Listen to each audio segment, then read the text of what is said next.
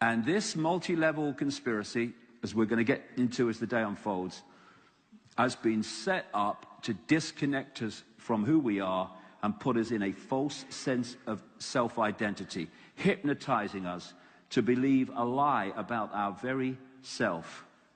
Who is behind it? Well, we can talk about that in a second. And I'll be back in 10 minutes. Thank you very much. Thank you.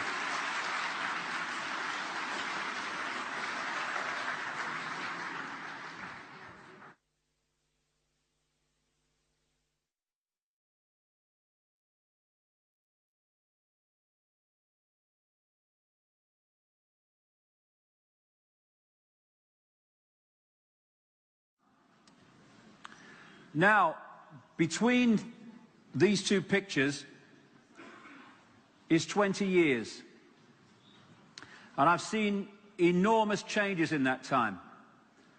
So many people have gone from this to this. And they've realized that the world is heading for a fascist global state or a communist global state, because the two are basically different ways of describing the same centralized dictatorship. And this says, wake up and smell the fascism. People are beginning to see that the police state, the Orwellian state, is unfolding. But then, this comes the question.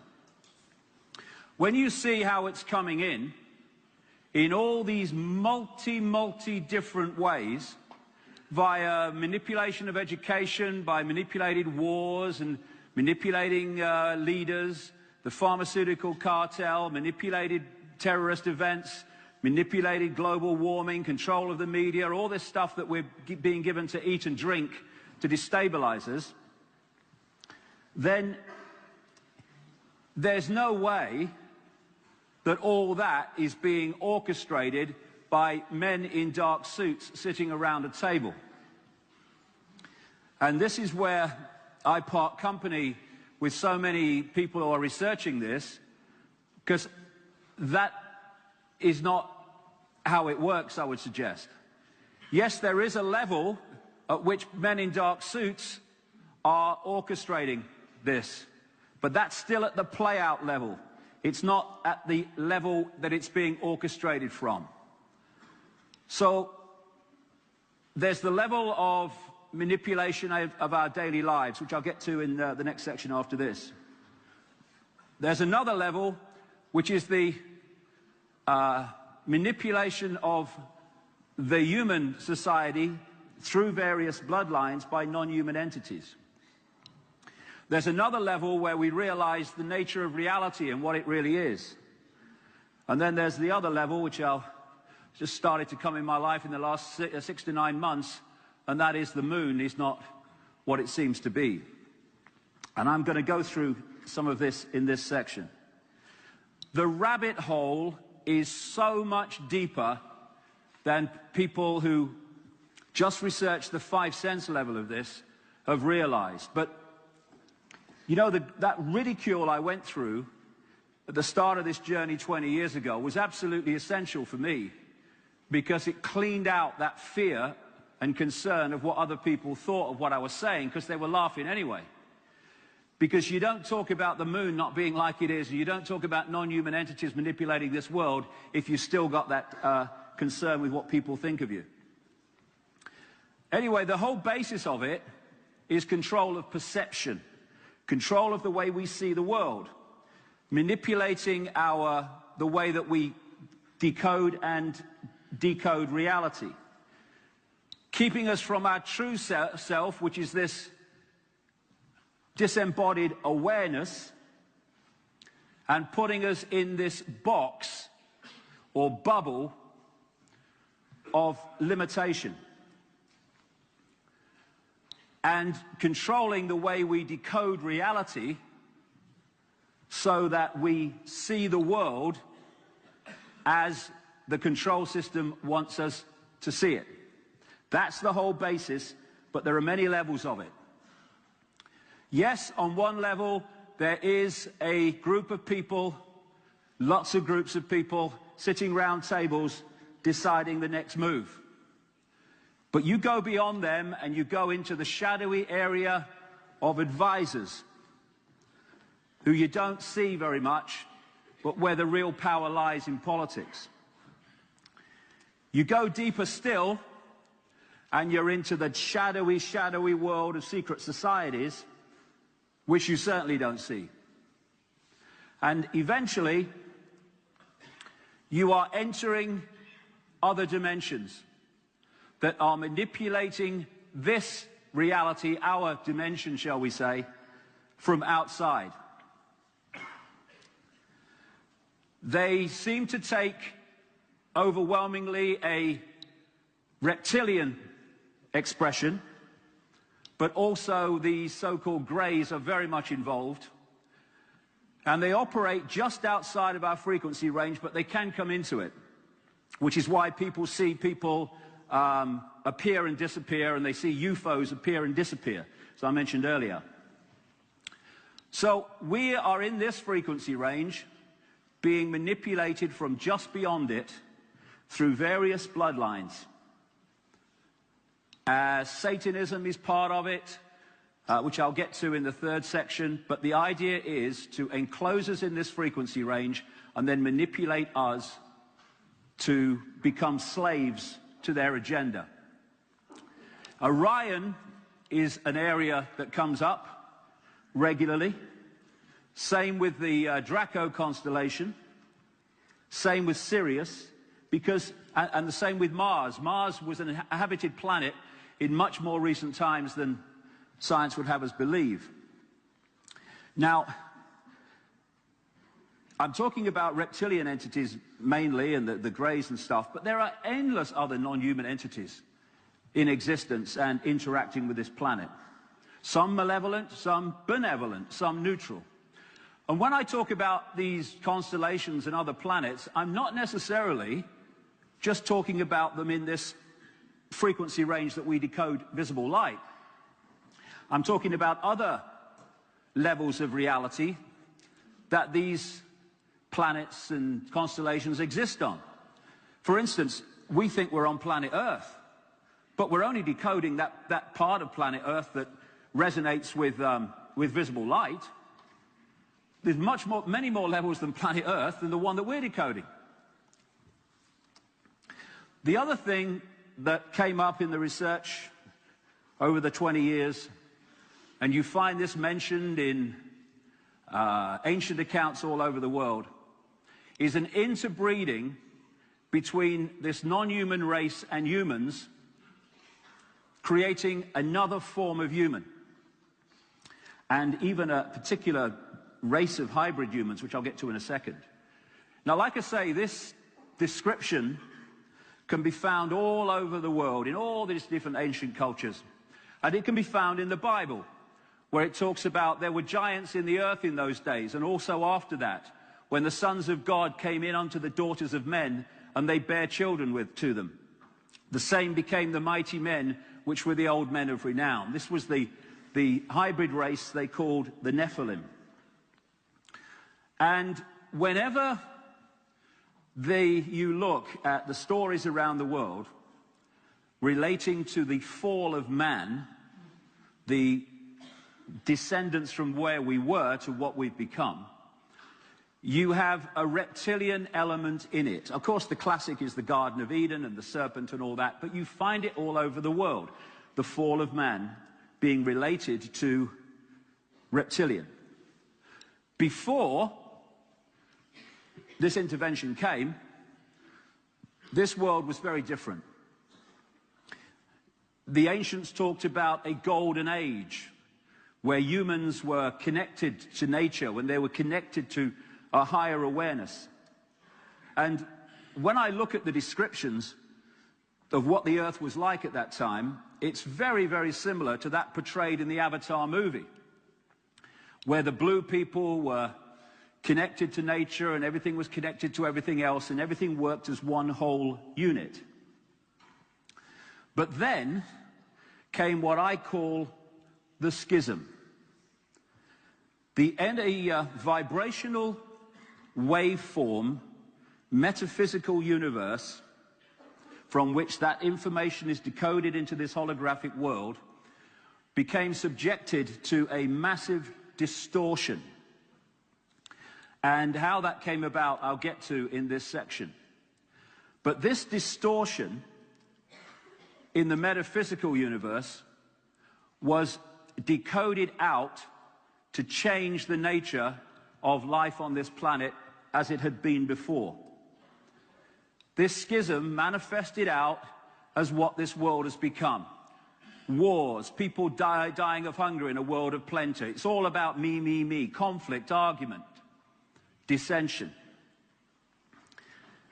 And there became also a schism in the human personality, which changed the nature of humans emotionally and mentally. And we moved from this to this as a result of this distortion. There was also genetic manipulation of humanity to change the nature of the genetics that we had before. And the reason for that I'll come to. In fact, one of the main reasons for it was to change the frequency band that humans could decode, put us in a smaller band than we were in before. And basically what this did was lock us into a frequency range which acts to this day like a prison. Tiny band of frequency we call visible light. Now, as I just mentioned, the other thing that happened is that there was specific breeding between these reptilian entities and humans, creating a hybrid bloodline. This hybrid bloodline became known under different names. They became known as the demigods. You read about them in history, the demigods.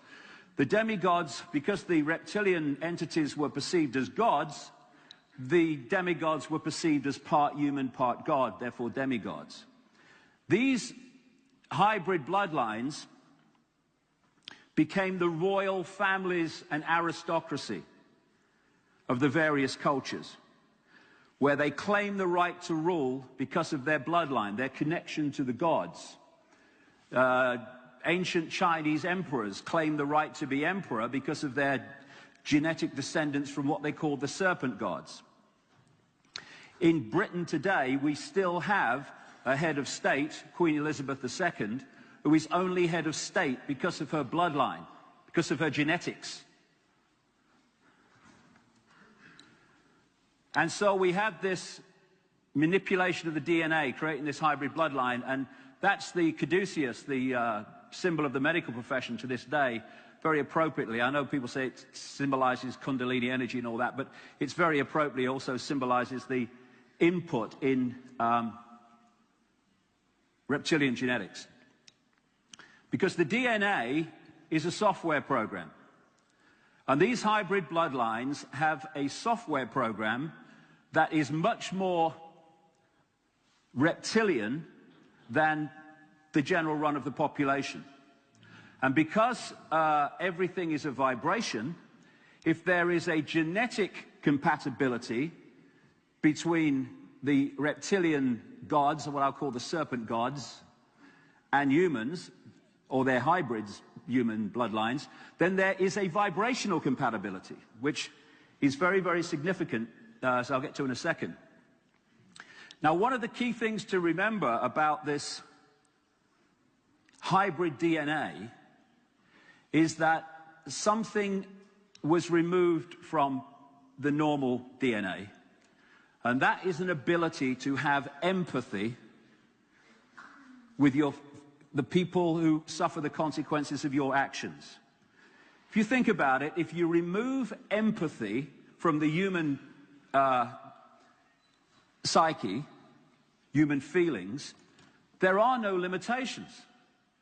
If I have empathy with people in Iraq, I cannot possibly order the pepper bombing of Baghdad.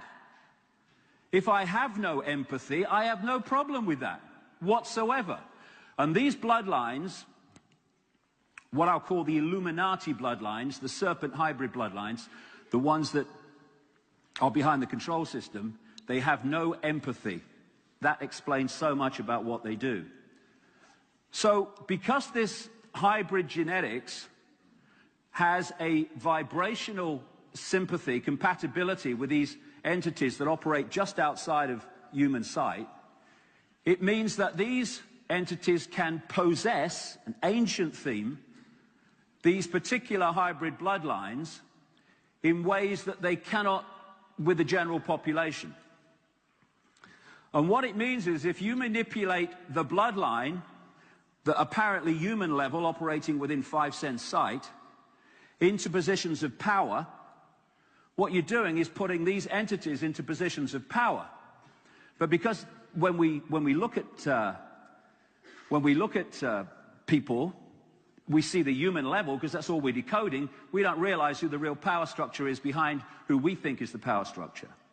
Now, like I say, the theme of possession, often possession by reptilian type entities, is an ancient theme all over the world.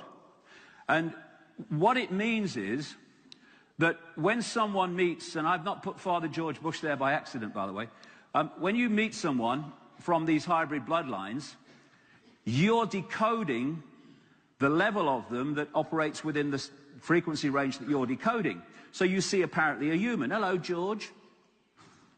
But if you could see, and some psychics can, if you could see just beyond that, in terms of your visual acuity, you would see an entity overshadowing this that looked anything but human. And I've met people with psychic sight all over the world that have seen this. So what you're looking at is a human level that we decode, but behind it is something that's anything but human, that is controlling, most of the time anyway, the mental and emotional responses of that person. The other thing that psychics around the world have told me they've seen is like an ethereal reptilian entity overshadowing humans and locking in to these bottom two vortex points, chakra points. Again, a form of possession. Now you can symbolize what I'm saying here like this. You know when you see scientists working in a laboratory and they're working with material that is too dangerous to touch.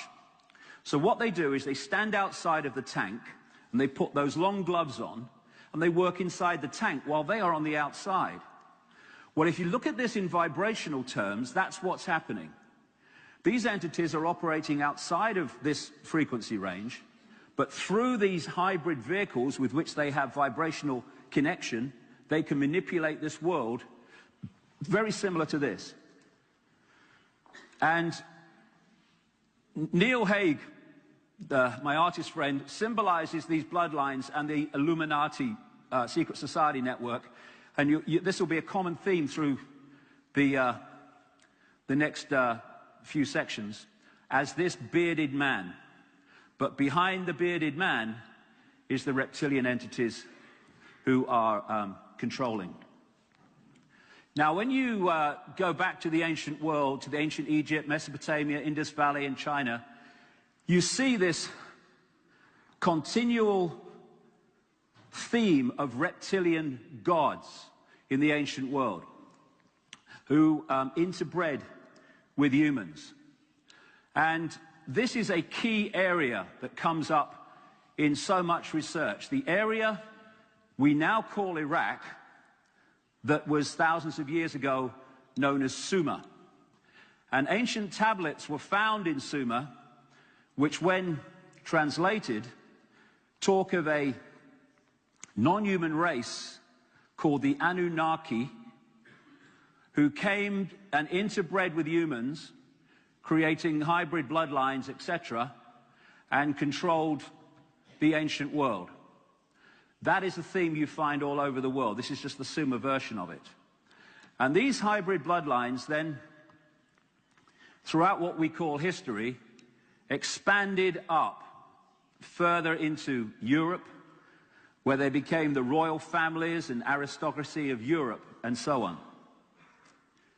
And these bloodlines today take the form of people like this. Certainly the House of Rothschild, which is one of the major players in this control system. British royal family too, the Rockefeller family and others around the world that control the banking system, etc. Now, when these bloodlines had taken over Europe, basically, not least places like Britain and France, then came this vast expansion across the world of the European colonial empires, not least the British Empire, which was so vast they said the sun never set. And then there came a point more recently where the colonial powers of Europe appeared to withdraw from the former colonies. But that was just on the surface. There's two forms of control. There's control you can see, touch and taste: communism, fascism, apartheid. The people under that control know they're under control, and at some point, it might take a long time, they will rebel against that control.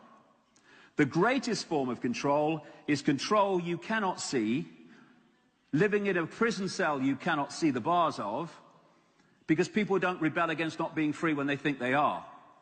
And what happened when the colonial powers apparently withdrew from America, South America, Australia, Africa, is the bloodline was left out there, and the secret society network through which the bloodline manipulates and puts itself in power, and they've gone on controlling those countries ever since, not least the United States of America.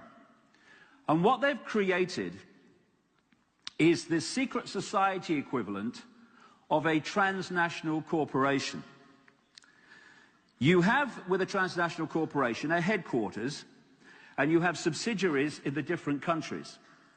The subsidiaries run their operation in line with the centrally dictated blueprint. So if you go into the Czech Republic, you'll see the same McDonald's as you'll see in London, etc. What they've done, these bloodlines, is they've created a structure like that, only with secret societies and bloodline families. The headquarters is in Europe, what I call the spider. It's in London and Paris and major European centres, at operational level anyway. And then in the different countries, you've got networks of secret societies and bloodline families whose job it is to run those countries in line with the centrally dictated blueprint. Because of this, I've been to 50 countries researching this over the last 20 years, and I find the same things happening. Sometimes, you know, some places earlier than others, but the same things happening everywhere. And this is how it's possible, because of this transnational corporation of secret societies and bloodlines.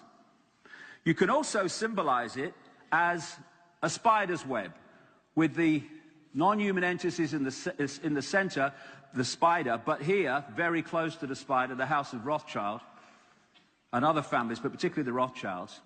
And in the web, you've got all these different elements of society, which to us, in the general run of the population, seem unconnected.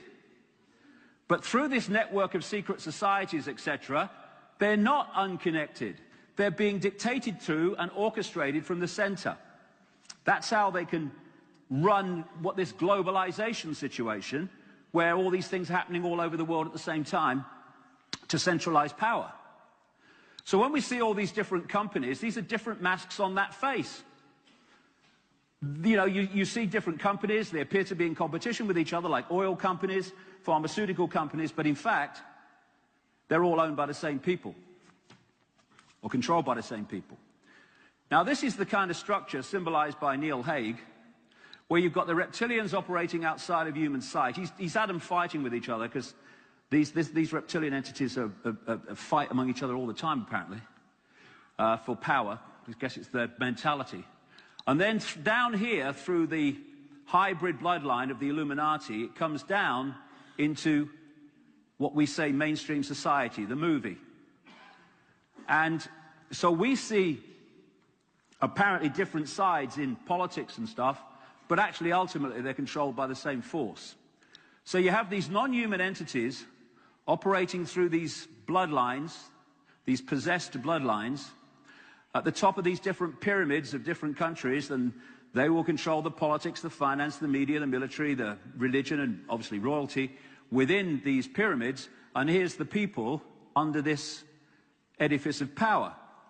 And when these people fight each other or order wars, they don't go and fight them. They go and fight them.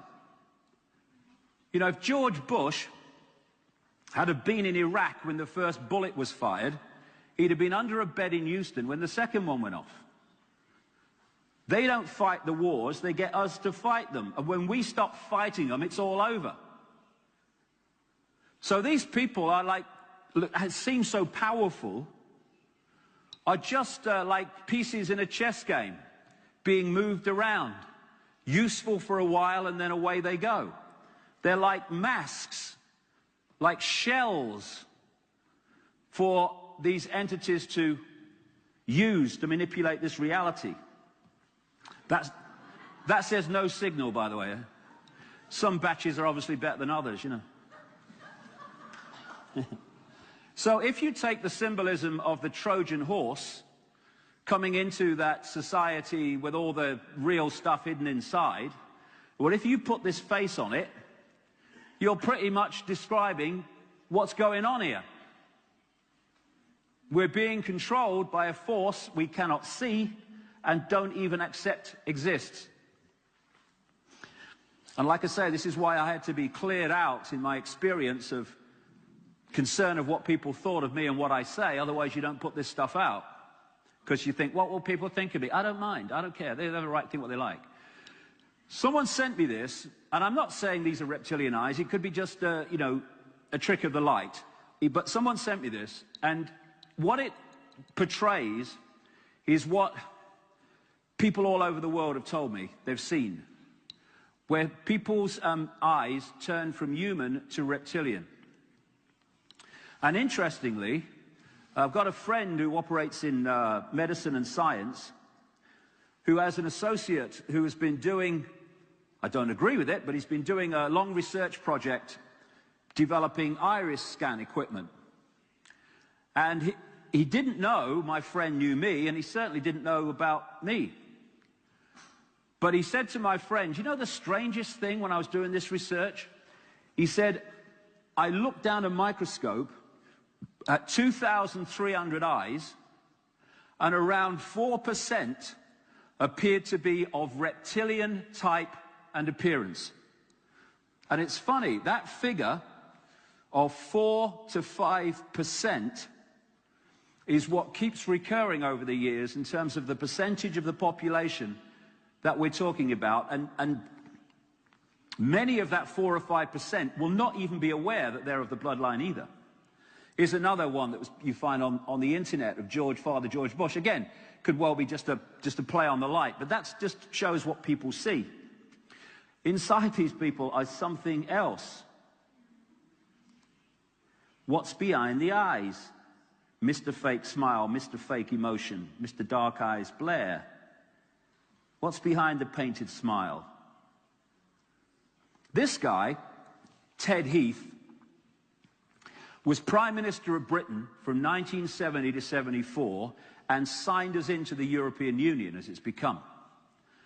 And before I was into any of this, I was just a national spokesman for the Green Party and working for the BBC. But in 1989, the Green Party in Britain in the European elections had a good result, as a result of which I was asked onto a television program for the results coming in live, because they knew we were going to do well. I arrived at the studio, and the lady met me, and she said, I'll take you into makeup. Fair enough. So I walked into the makeup room, the door's open like that. It could have been like that, but I think it was like that, you know.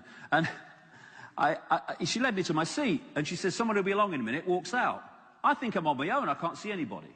And then something caught my eye, and I looked across, and here's this guy, Ted Heath, former Prime Minister of Britain, He was behind the door, waiting for his makeup to be taken off. He's just been on the program. And I looked at him and I said, all right, mate, nice to meet you. In this whole conversation, he never said a word. He was facing the mirror, I was there, and he turned his chair. Like I say, I'm not into any of this at the time. It's not 1990 yet. And he looked at me, and his eyes started at the top of my head and slowly, slowly scanned to my feet, scanned back again to the top of my head, and then turned and looked at the mirror. Not a word said. Now that was kind of startling enough, but this is what I saw when his eyes were scanning my body. Everything went totally black, including the whites, and I described it to my family when I got home. I said it was like looking into two black holes, and what I meant by that was, we have this thing we called eye contact, where you make eye contact with someone. When I looked into his eyes as he was doing this stuff, there was no contact. I was looking through him into some other dimension. That's what I would see it now. I didn't at the time. I didn't know what was happening.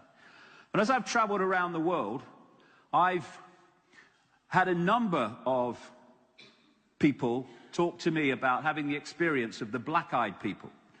And I thought, I know exactly what you mean.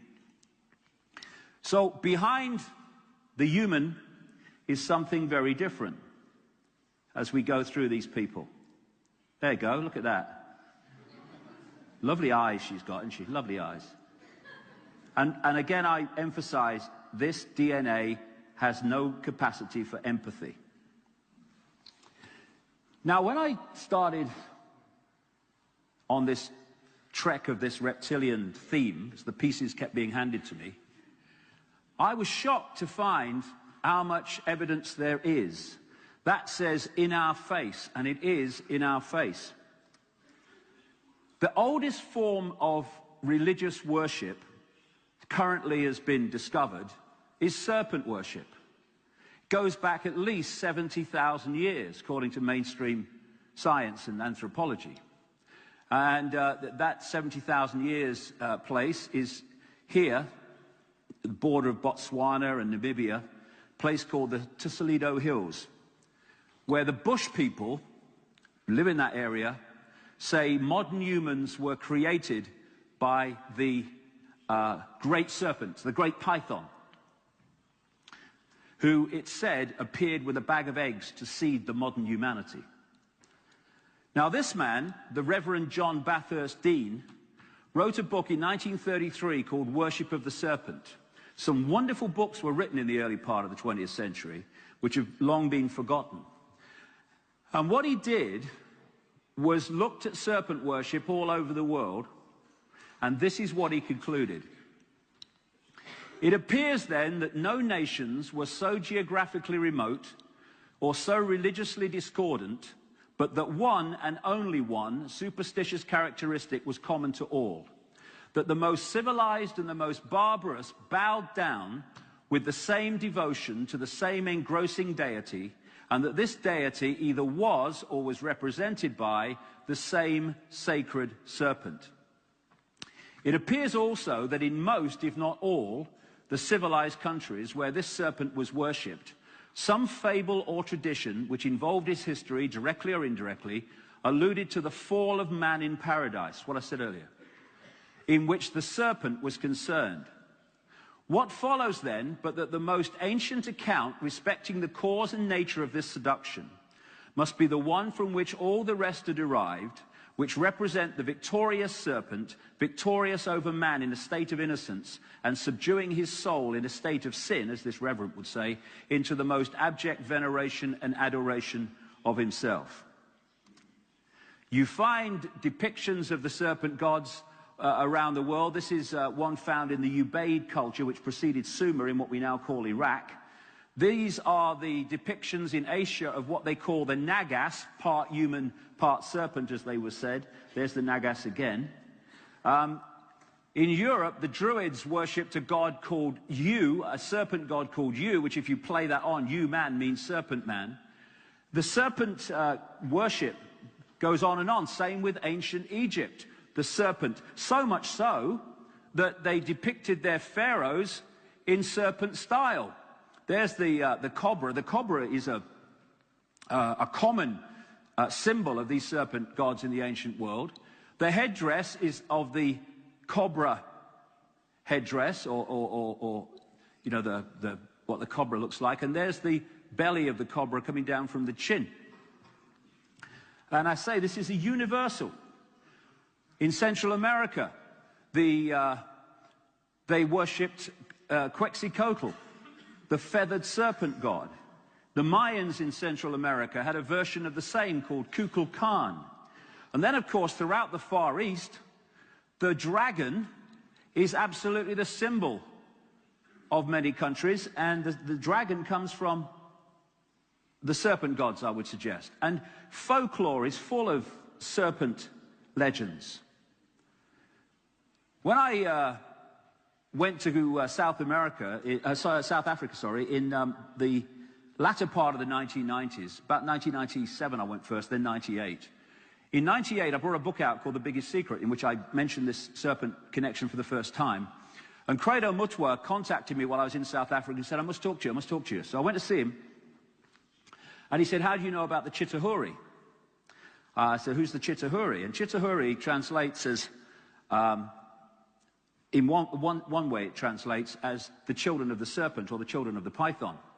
And he told me how he had learned decades and decades and decades ago, when he joined the secret societies that were created in the black societies when the Europeans came. The Europeans wanted to kill the shaman and destroy the knowledge. Not all the Europeans, but the powers. And so the knowledge went underground into secret societies, and he joined them quite early in his life and got access to them. And what was he told about? That the world is controlled by serpent entities hiding behind human form. This, unfortunately, was stolen recently. It's called the Necklace of the Mysteries. It's not a necklace, though. It goes on your shoulders, and it is incredibly heavy. And the reason it's heavy is that it was made to last. And it's mentioned in accounts 500 years ago, the Necklace of the Mysteries, and Credo reckons it's at least 1,000 years old. And what it depicts, he was telling me, is the story of Africa, indeed the story of the world in the same way, through symbols hanging from it. Here you've got a human woman. There you've got what is, when you see it, you know, sideways up, is exactly like a flying saucer. There you've got a hand with the eye on it and the constellation of Orion. And then you've got this figure, this strange non-human figure, and various other ones there. Now, this non-human figure is in come-and-get-me mode, shall we say. And this penis, Credo was telling me, used to be gold. But someone stole it for financial reasons, and they had replaced it with a copper one. But gold, one of the kind of central stories, myths of Egypt, is the story of the golden penis of Osiris. And how Isis put him all together again, but couldn't find the penis and all that stuff. And it's exactly the same story in southern Africa, using different names. There's the eye. It's significant in a minute. So there's the human lady, and here's the non-human figure. And he said, that's the Chitahuri. And I said to him, well, it doesn't look very reptilian to me. He says, that looks very strange. And he said, well, this is the reason. The serpent gods said, you must never depict us as we really look, or else. And although you find some depictions, they're overwhelmingly symbolic, like snakes and stuff like that. Or, as he said, this was made to make sure that people realized it wasn't human, but without depicting what it really was. And when I was writing my latest book, this man, Pierre Sabac, it's the name he writes under, contacted me through a friend and told me about the book he was writing called The Murder of Reality, Hidden Symbolism of the Dragon. And it's a very deep book and takes a lot of concentration, but it's fascinating. He spent nearly 7 years reading through dictionaries in different languages to decode the serpent gods hidden in other symbolic forms. For instance, he shows in the book how the eagle was used to symbolically depict the serpent gods. And if you're an insider, they give you this knowledge. If you're not, you think it's just about an eagle. The owl is one of the symbols. The hawk or the falcon and angels is symbolic of these serpent gods. And so you get the eagle being used very, very widely to depict the logos or images of countries, not least the United States. The goddess of Babylon, Semiramis or Ishtar, where we get Easter from, she was depicted with owls. Horus, the son of God of Egypt, was depicted as the falcon or the hawk. And of course, the angel stories are legion. In the Bible, one of the kind of hierarchy of angels is called the seraphim. Well, if you take the word back, seraph means snake or serpent. Then you have this recurring theme around the world of the serpent and the disc, the flying disc. What that flying disc is, we'll get to, or what I think it is. And the other thing that, another thing that Pierre Sabac does when he looks at the language derivation is show how the ancients used to depict, not least in areas like Egypt, they used to depict the heavens as the upper ocean. So we had the ocean on earth, and then the upper ocean, which was the heavens.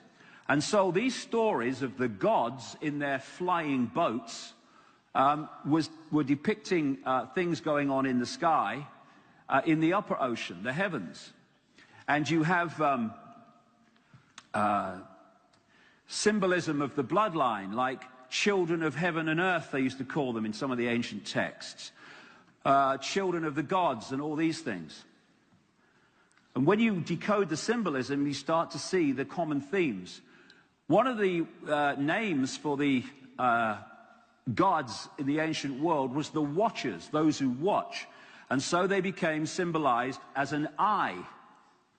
And that's where you get the eye on the dollar bill and on the reverse of the Great Seal of the United States, the eye raised above the pyramid.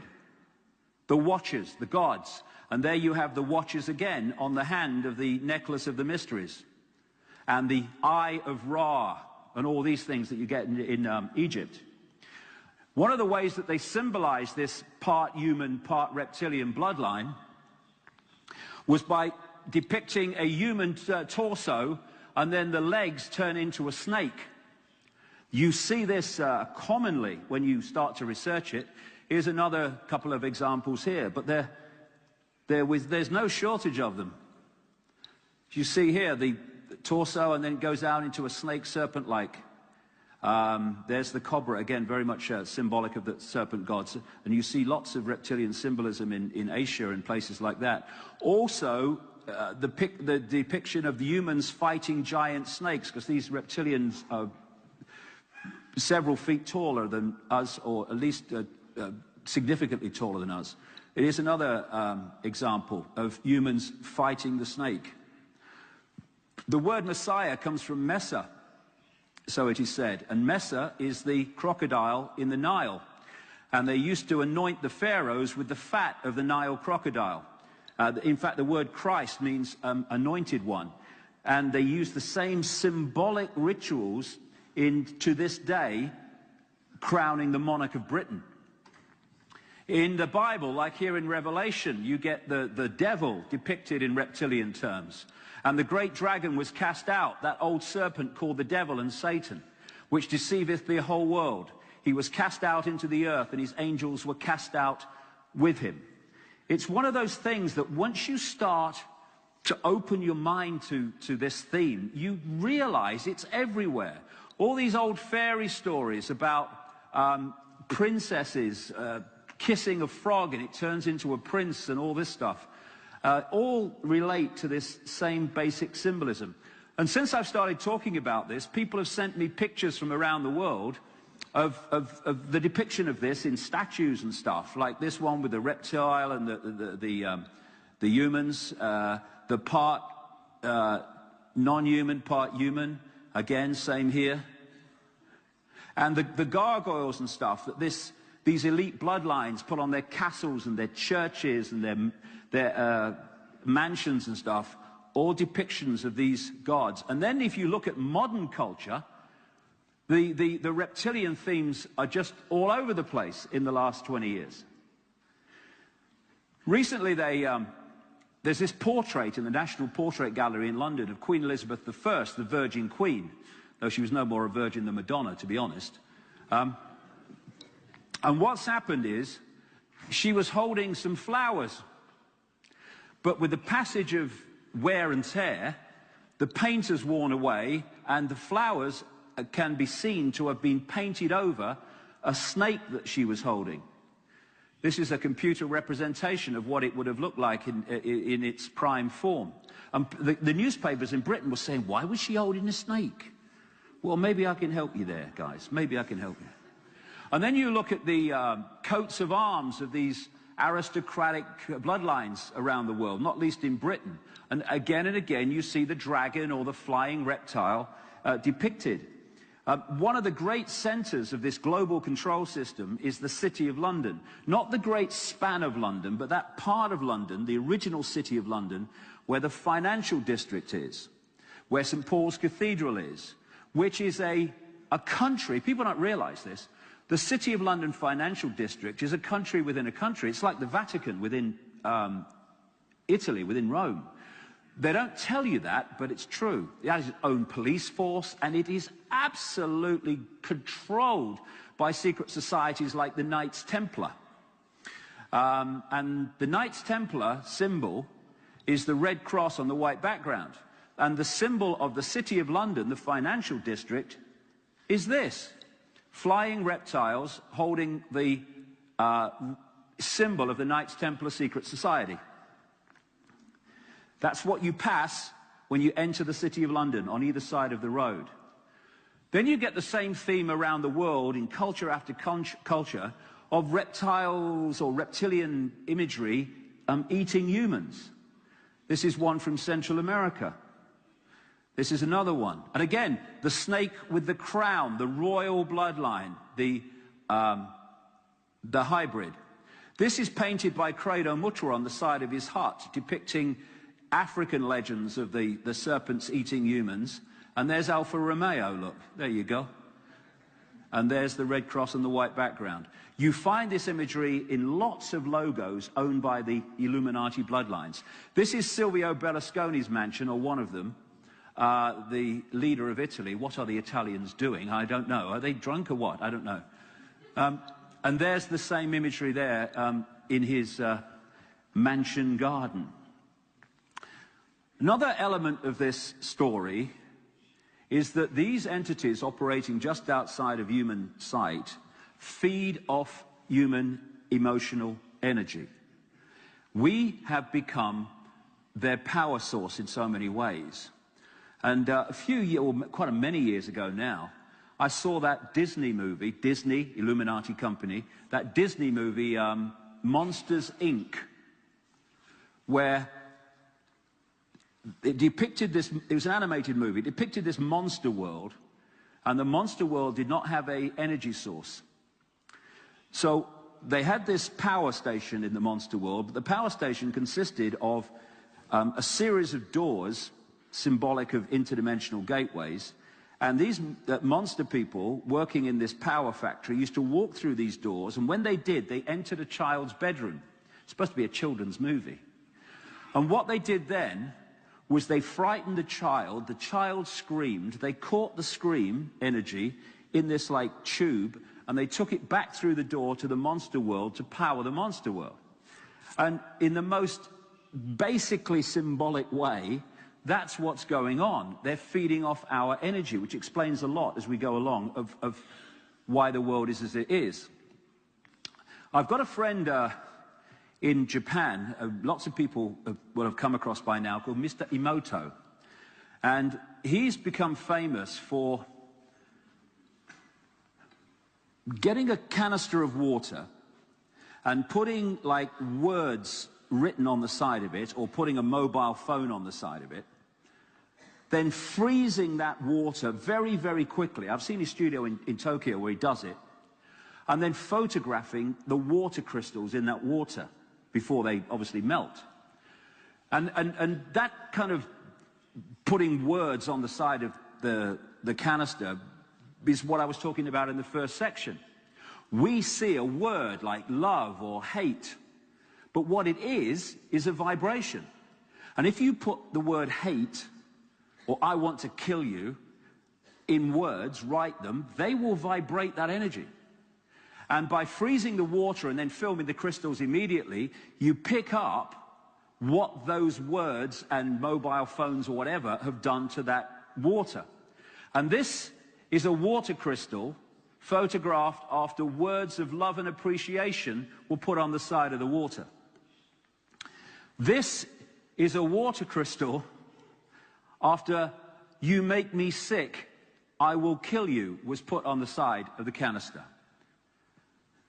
In other words, mental and emotional states manifest in very different vibrational forms. And it's like everything with radio stations or television, whatever. If you want to access a vibration, you have to be on that vibration. And the vibration that these entities are operating at means that if they are going to absorb human energy, it has to be at the low end of human emotion. It has to be that rather than that, because they can't access that. It's vibrating too quickly. So they've structured society to create maximum low vibrational emotion based around fear, anger, frustration, stress, depression, to create this constant supply of energy. And all these stories of vampires and all the rest of it all come from these entities, which still today, they're doing rituals around the world. We're talking some of the most famous people in the world are doing these rituals, which I'll talk about in the next section. Then you have another theme with these entities, which is of changing shape, what is known as shape-shifting. And I've got ridiculed around the world for saying that these entities can shapeshift, or appear to. Not because I've kind of sat there in a darkened room and worked it out, but because of the number of people around the world who've told me of their experience of seeing someone in a human form turn into a reptilian form and then back again. And of course, because if you want to control people and put them in a box, one of the most effective ways of doing it is to suppress massively their sense of what is possible. And if you therefore get people to believe that this is a solid world and all the rest of it, you are dramatically limiting what they perceive to be possible, because it's all solid. And people say to me, you can't go from a solid shape to another solid shape. Do you know, I agree with you, you can't, but that's not what's happening. This is why the first section today is so important before I talked about anything else. The shift takes place not in the physical realm, because there is no physical realm. It takes place at the energetic information waveform level and is then decoded through to the holographic. So you're decoding the human level, which is the one that's there when the process starts. There's then a shift of information, and the reptilian level comes forward, and you start decoding that. To the observer, it's gone from human solid to reptilian solid and back again, but that's only gone on in here. The shape shift happens on an energetic waveform level, because we're holographic we're looking at, and this is where the shape shift takes place, in the decoding mechanism. That's why it's possible. So, the road to global tyranny. We're going to go into some bizarre bloody things now, I'll tell you in the next few minutes, half an hour or so, crikey. The road to tyranny. We started out, as the ancients talk of, with great common themes, with a world that was very different from this one. Like the blue people in the Avatar movie. And then came this schism, this dramatic, energetic distortion of this part of the information construct we call the universe. And one of the things that happened immediately when this distortion happened is it came through to the holographic as massive, massive geological upheavals. These are talked about in every single ancient culture bar none, including the Bible with the Great Flood and all that stuff. But the Great Flood in the Bible is just one version of endless versions around the world. They talk about fantastic volcanoes, massive earthquakes, the earth turning over, spinning over, tipping over, and a gigantic tidal wave that enveloped the earth. And this all came from this schism. And of course, the most famous story is in the Bible of Noah and all the rest of it, but there are other names for Noah all over the world.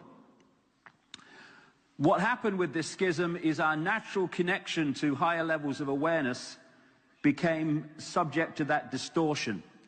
And we went from being what we were in the days of, if you like, the Avatar movie, and more, this force got control of our psyche, our minds, our perceptions, and our planet, if you like.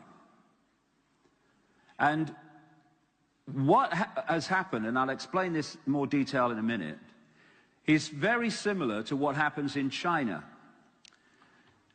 People in China cannot access vast tracts of the internet because the Chinese authorities have firewalled off the Chinese computer system so it cannot access vast tracts of the World Wide Web.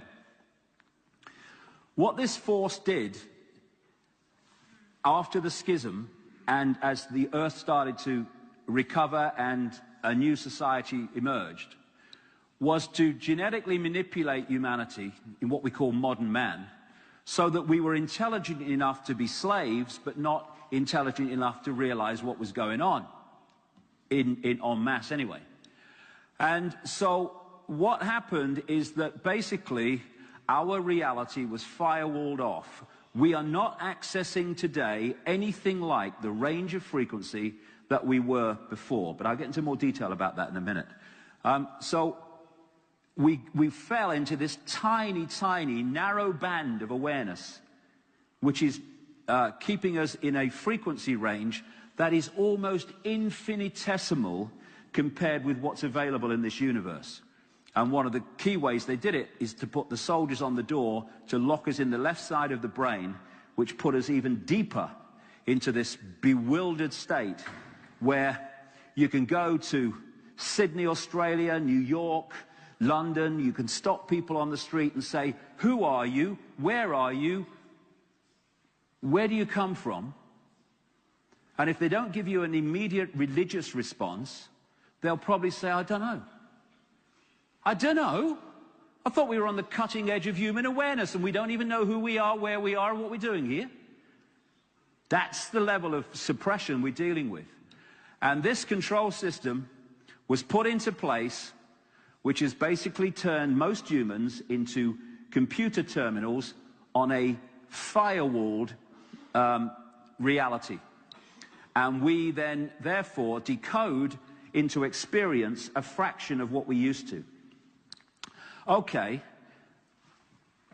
the reptilian thing is crazy, it's daft, he's mad. Well, I'm about to get madder. I'm about to get more crazy. Moonshine control. Do you know, as I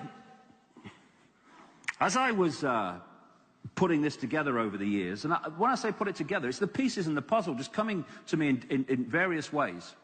And I've started to recognize this synchronicity when it happens. I knew that this reptilian race had created devastation on Earth. I knew that they had then destroyed the previous society and constructed their own as the Earth began to settle down. The question was, how the hell did they do it? How did they create devastation on Earth? And then I'm writing my latest book, which came out a few months ago in English. And I sat down at the computer to work one morning, and then the energy in the room changed. I've had this happen all the time over the years. The energy in the room changed, and suddenly this very powerful thought came through my head: the moon is not real. The moon is not real. The moon is a construct. Probably a hollowed out planetoid, it turns out. So I'm sitting there, I'm thinking, the moon's not real. Anyway, because of 20 years of experience, I didn't dismiss it, because I've been there before and things have proved to be accurate as a result. So I went immediately onto Google and put in words relating to the Earth not being, to the moon not being what we think it is. And within a few minutes, I came across a book telling me about supporting that. And this process of sitting at the computer and stuff like that I've just described goes back 20 years. Knowledge will be put into his mind, and at other times he will be led to knowledge. This is a common process. I mean, if it just happened to me for the first time, you might dismiss it, but it's happened so often, I went with it. And in a few seconds on the internet, this is what I found.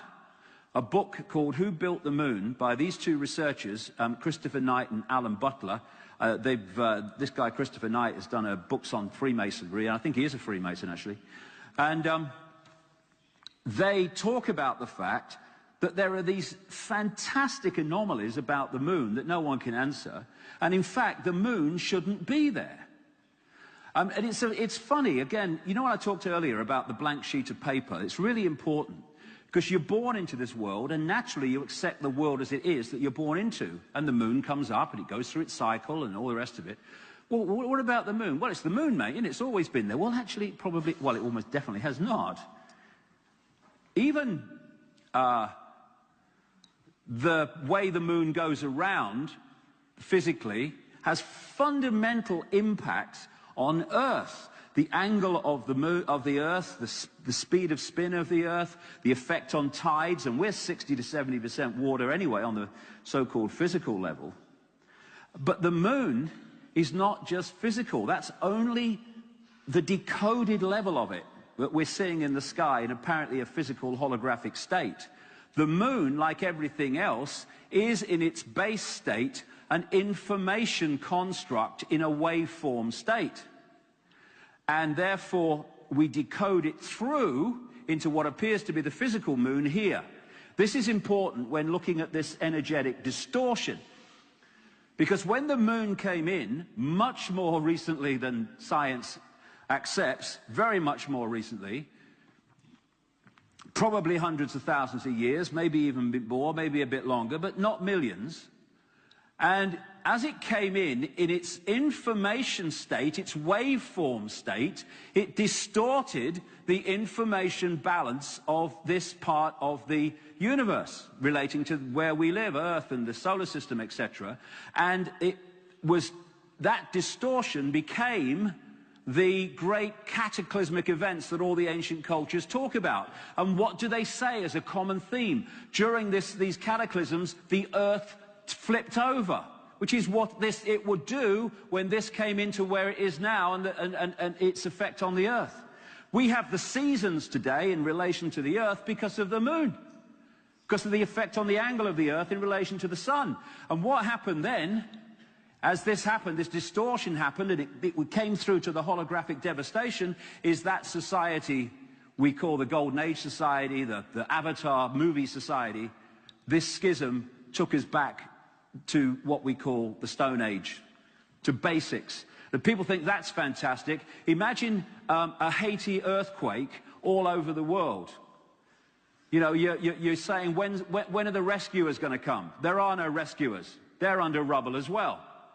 And of course, as the Earth moved, what would that create on an Earth overwhelmingly made up of oceans? A fantastic tidal wave, all of which is described in the ancient texts.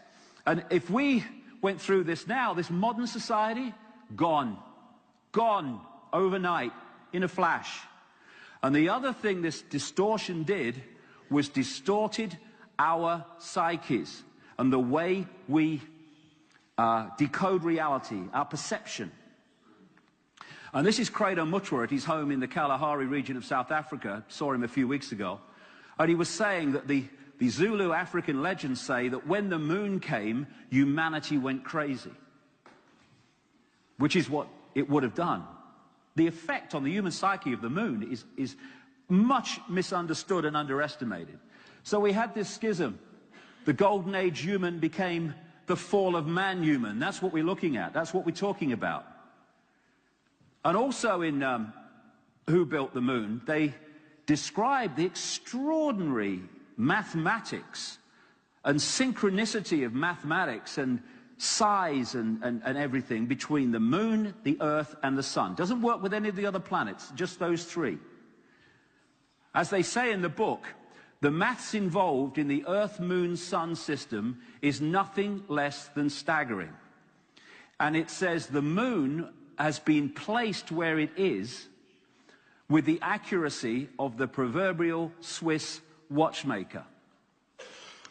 It's in such a place that during an eclipse, when viewed from the Earth, it is the same size as the sun. Accident? It's apparently 400 times smaller than the sun and 400 times nearer the sun than the Earth. Or something like that. 400 keeps coming up. This is what they say in the book. The moon is bigger than it should be, apparently older than it should be, and much lighter in mass than it should be.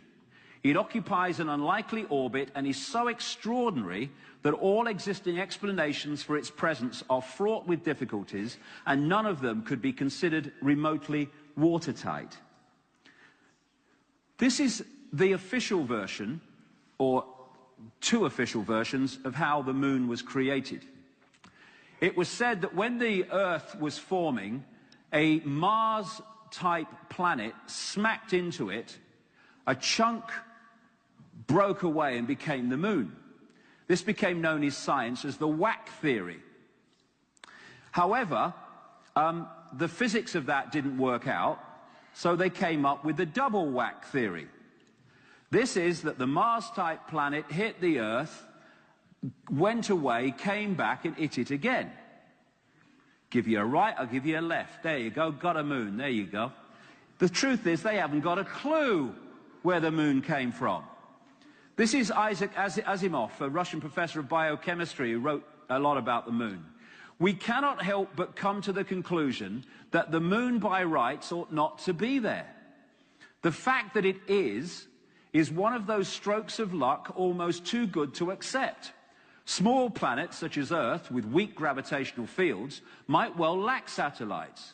In general then, when a planet does have satellites, those satellites are much smaller than the planet itself. Therefore, even if the Earth has a satellite, there would be every reason to suspect that at best it would be a tiny world, perhaps 30 miles in diameter. But that is not so. Earth not only has a satellite, but it is a giant satellite, 160 miles in diameter. How is it then that tiny Earth has one? Amazing. And the more I looked at this and read about it, the more I went, whoa, I didn't know that. This scientist, Erwin Shapiro from the Harvard-Smithsonian Center for Astrophysics, the best explanation for the moon is observational error. The moon doesn't exist.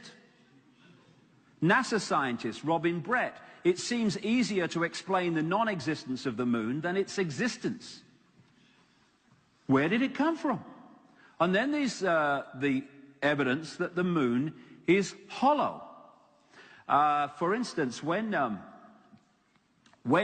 November 1969, NASA set up seismometers and then intentionally crashed a lunar module into the moon, causing an impact equivalent to 1 ton of TNT. The shock waves built up, and NASA scientists said the moon rang like a bell.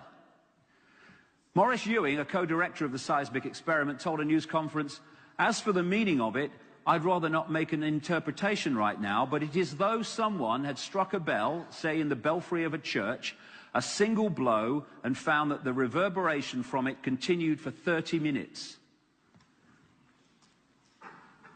Frank Press from the Massachusetts Institute of Technology, the MIT, said that for a rather small impact to produce an effect that lasted for 30 minutes was quite beyond the range of our experience. NASA scientist Gordon MacDonald said in the early 1960s that it would seem that the moon is more like a hollow than a homogeneous sphere. Sean Solomon of the MIT said the lunar orbiter experiments had vastly improved knowledge of the moon's gravitational field and indicated the frightening possibility that the moon might be hollow. Later, they had a launch vehicle strike the moon with the equivalent of 11 tons of TNT. And NASA scientists said the moon reacted like a gong and continued to vibrate for 3 hours and 20 minutes to a depth of 25 miles. Ken Johnson, a supervisor of the Data and Photo Control Department during the Apollo missions, told the Who Built the Moon author Alan Butler that the moon not only rang like a bell, but the whole moon wobbled in such a precise way that it was almost as though it had gigantic hydraulic damper struts inside it. And as the great American cosmologist Carl Sagan said, a natural satellite cannot be a hollow object. These two scientists from the Soviet Academy of Sciences wrote a long article in the 1970s in something called Sputnik magazine, headed, "Is the Moon the Creation of Alien Intelligence?" This is the 1970s. They pointed out that the outer surface of the moon is extremely hard and contains minerals like titanium. Moon rocks have been found to contain processed metals, including brass and mica, and the elements uranium-236 and neptunium-237, that have never been found to occur naturally. Uranium-236 is a long-lived radioactive nuclear waste and is found in spent nuclear fuel and reprocessed uranium. Neptunium-237 is a radioactive metallic element and a byproduct of nuclear reactors and the production of plutonium, naturally occurring then. Some lunar rocks, the scientists pointed out, have been found to contain 10 times more titanium than titanium-rich rocks on Earth. Titanium is used in supersonic jets, deep-diving submarines, and spacecraft. Dr. Harold Urey, the winner of the Nobel Prize for Chemistry, said he was terribly puzzled by the rocks from the moon, and particularly their titanium content. He said the samples were mind-blowers and that he could not account for the titanium. The scientists wrote this, the Soviet scientists: if a material had to be devised to protect a giant artificial satellite from the unfavorable effects of temperature, cosmic radiation and meteorite bombardment, the experts would probably have hit upon precisely these, what are called refractory metals. In that case, is it not clear why lunar rock is such an extraordinarily poor heat conductor, a factor which so amazed astronauts? Wasn't that what the designers of this super Sputnik of the Earth were after? From the engineer's point of view, this spaceship of ages long past, which we call the moon, is superbly constructed. If you are going to launch an artificial Sputnik, then it is advisable to make it hollow. At the same time, it would be naive to imagine that anyone capable of such a tremendous space project would be simply satisfied with some kind of giant empty trunk hurled into near-Earth trajectory. It is more likely that what we have here is a very ancient spaceship, the interior of which was filled with fuel for the engines, materials and appliances for repair work, navigation instruments, observation equipment, and all manner of machinery. In other words, anything necessary to enable this caravel of the universe to serve as a Noah's Ark of intelligence, perhaps even as the home of a whole civilization, envisaging a prolonged, thousands of millions of years existence and long wanderings through space, thousands of millions of miles. Naturally, the hull of such a spaceship must be super tough in order to stand up to the blows of meteorites and sharp fluctuations between extreme heat and extreme cold. Probably the shell is a double-layered affair, the basis a dark armoring of about 20 miles in thickness, and the outside of it some kind of more loosely packed covering, a thinner layer averaging about 3 miles. In certain areas where the lunar seas and craters are, the upper layer is quite thin, in some cases non-existent. And what's they found with the craters on the moon is no matter how wide they are and how big the impact was, the depth of them is pretty universal. in the region of 3 miles, that kind of thing. And what the Soviet scientists were saying was the reason for that is when it's impacted, it goes down so far on that outer layer and then hits that 20-mile thick, as they say, layer and can't go any further. And so you have a universal depth of crater, despite the fact that the power of the strike can be very different. And this guy, Dr. Anderson, professor of geophysics and director of seismological laboratory at the California Institute of Technology, said, the moon is made inside out. In other words, what's on the surface should be inside. Hollowed out moon. So I called Credo Mutua when I put this together. I didn't tell him anything I was thinking, anything I'd come across. I just said to him, can you tell me any African legends about the moon? Well, first of all, a number of African tribes say that they go back to before the time the moon was there. So do other tribes around the world. But he said, we symbolize the moon as an egg. And again, modern anthropologists would hear that and go, oh, they're primitive, they think the moon's an egg. The reason they symbolize it as an egg is they say it's been hollowed out. The yolk's been taken out. And this was the story he told me. He's told me some more since I've seen him. The legends of the moon say that the moon was brought here hundreds of generations ago by two brothers, Wawani and Mpanku, who were the leaders of the Chitahuri, the children of the serpent, the Reptilians. And they were known as the Water Brothers and had, quote, scaly skin like a fish. Now, when you go up to Sumer, in what we now call Iraq, and you read what's on the Sumerian tablets found over the last 100, 200 years, they talk about the Anunnaki and two brothers that led the Anunnaki called Enki and Enlil, and Enki, at least Enki, was associated with water.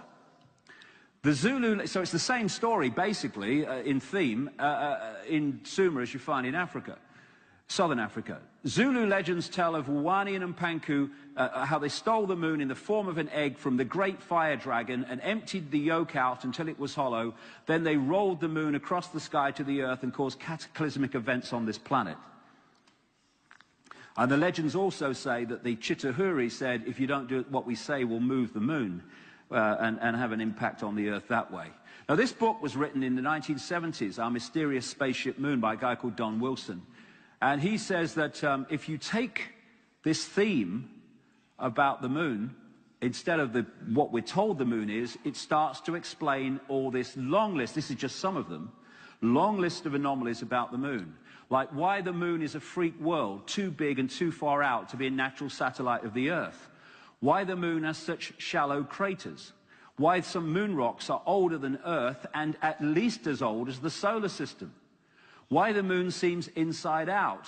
Why the moon vibrates like a huge gong, transmitting tremors great distances around and through itself. How the moon can produce so many contradictions of data and findings. And more recently, I mean, you wake up one morning, you put on the television or open the newspaper, and they say, NASA's announced it's going to bomb the moon. It's going to what? It's going to bomb the moon. Looking for water. Yeah, okay.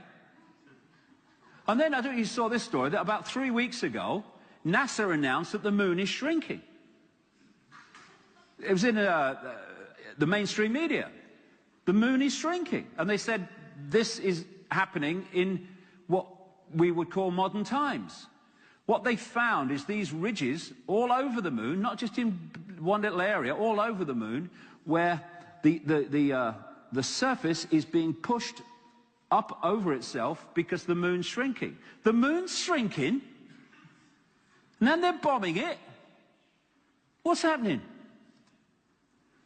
And there's things on the moon that non-natural phenomena on the moon that's been kept from us. Never mind in the moon, where I say the real deal is, on the moon as well. This guy, Sergeant Carl Wolf, was a precision electronics photographic equipment engineer based at Langley Air Force Base in Virginia. That's the CIA Air Force Base. That's where the planes were sent to not stop the attack on the Pentagon. Didn't get there in time. Oh, missed it. There you go. And he appeared at the National Press Club in Washington, D.C., with others, to talk about his experiences on the inside and what he saw. And he said that one day he was called across to one part of Langley Air Force Base to, I think it was to repair some technology of some kind. And he met a man who was putting together what they call mosaics. As pictures of the moon were taken, they would take strips of them and then put them together to create a whole mass. And Carl Wolf said then what happened when he got there. He said, then this man who was doing these mosaics, then he pulled out one of these mosaics and showed this base, which had geometrical shapes that were towers. What the man told him when he said, come and look at this, he said, we found an alien base on the moon, far side of the moon. They were spherical buildings, these towers. They were very tall towers and things that looked somewhat like radar dishes, but they were large structures. If I compare it to what I've seen now, because I do have photographs that have artifacts in them that are similar to what I saw, they're massive. Some of the structures are half a mile in size, so they're huge structures. Some of the buildings seem to have very reflective surfaces on them. A couple of structures that I saw reminded me of cooling towers at power generating plants. They had that sort of shape. Some of them were just very, very straight and tall with a flat top. Some of them were round. Some of them looked like a Quonset hut with a dome, like a kind of greenhouse. The particular shot that I saw, there were several clustered together over a landscape, a fairly large landscape. And other people who spoke said similar things about the fact that artifacts non-natural on the moon had been airbrushed out of the photographs by NASA before the public saw them. Some of them not very well. This documentary, Moon Rising, talked to a lot of people on the inside about their experiences of the moon. And this was what one NASA insider said: we lied about everything. Well, they'd have to, otherwise they'd have to tell the truth. And these are some of the pictures that the Moon Rising points out, where there's something behind that, and they've just like blocked it out, not even very well. Same with this. What's behind that? And then you've got this. What's this on the moon? It's certainly not something that looks in any way natural. And according to photographic experts who've looked at this, this is so big, it's about 10 times the size of Los Angeles. Their quote, not mine. What the heck is it? Then there's these towers that are all airbrushed out, so you can't actually see what they really are in detail. And when I started looking at this, my mind turned to the Star Wars movies, which were created by a massive Illuminati insider called George Lucas. And one of the themes of the movies was the Death Star, which looked uncannily like the moon. And the Death Star would be moved in to target planets, would have the ability to destroy them if it wanted. And the whole of the inside of the Death Star was where a whole civilization lived that moved around causing mayhem. I would say that that was basically what the moon is.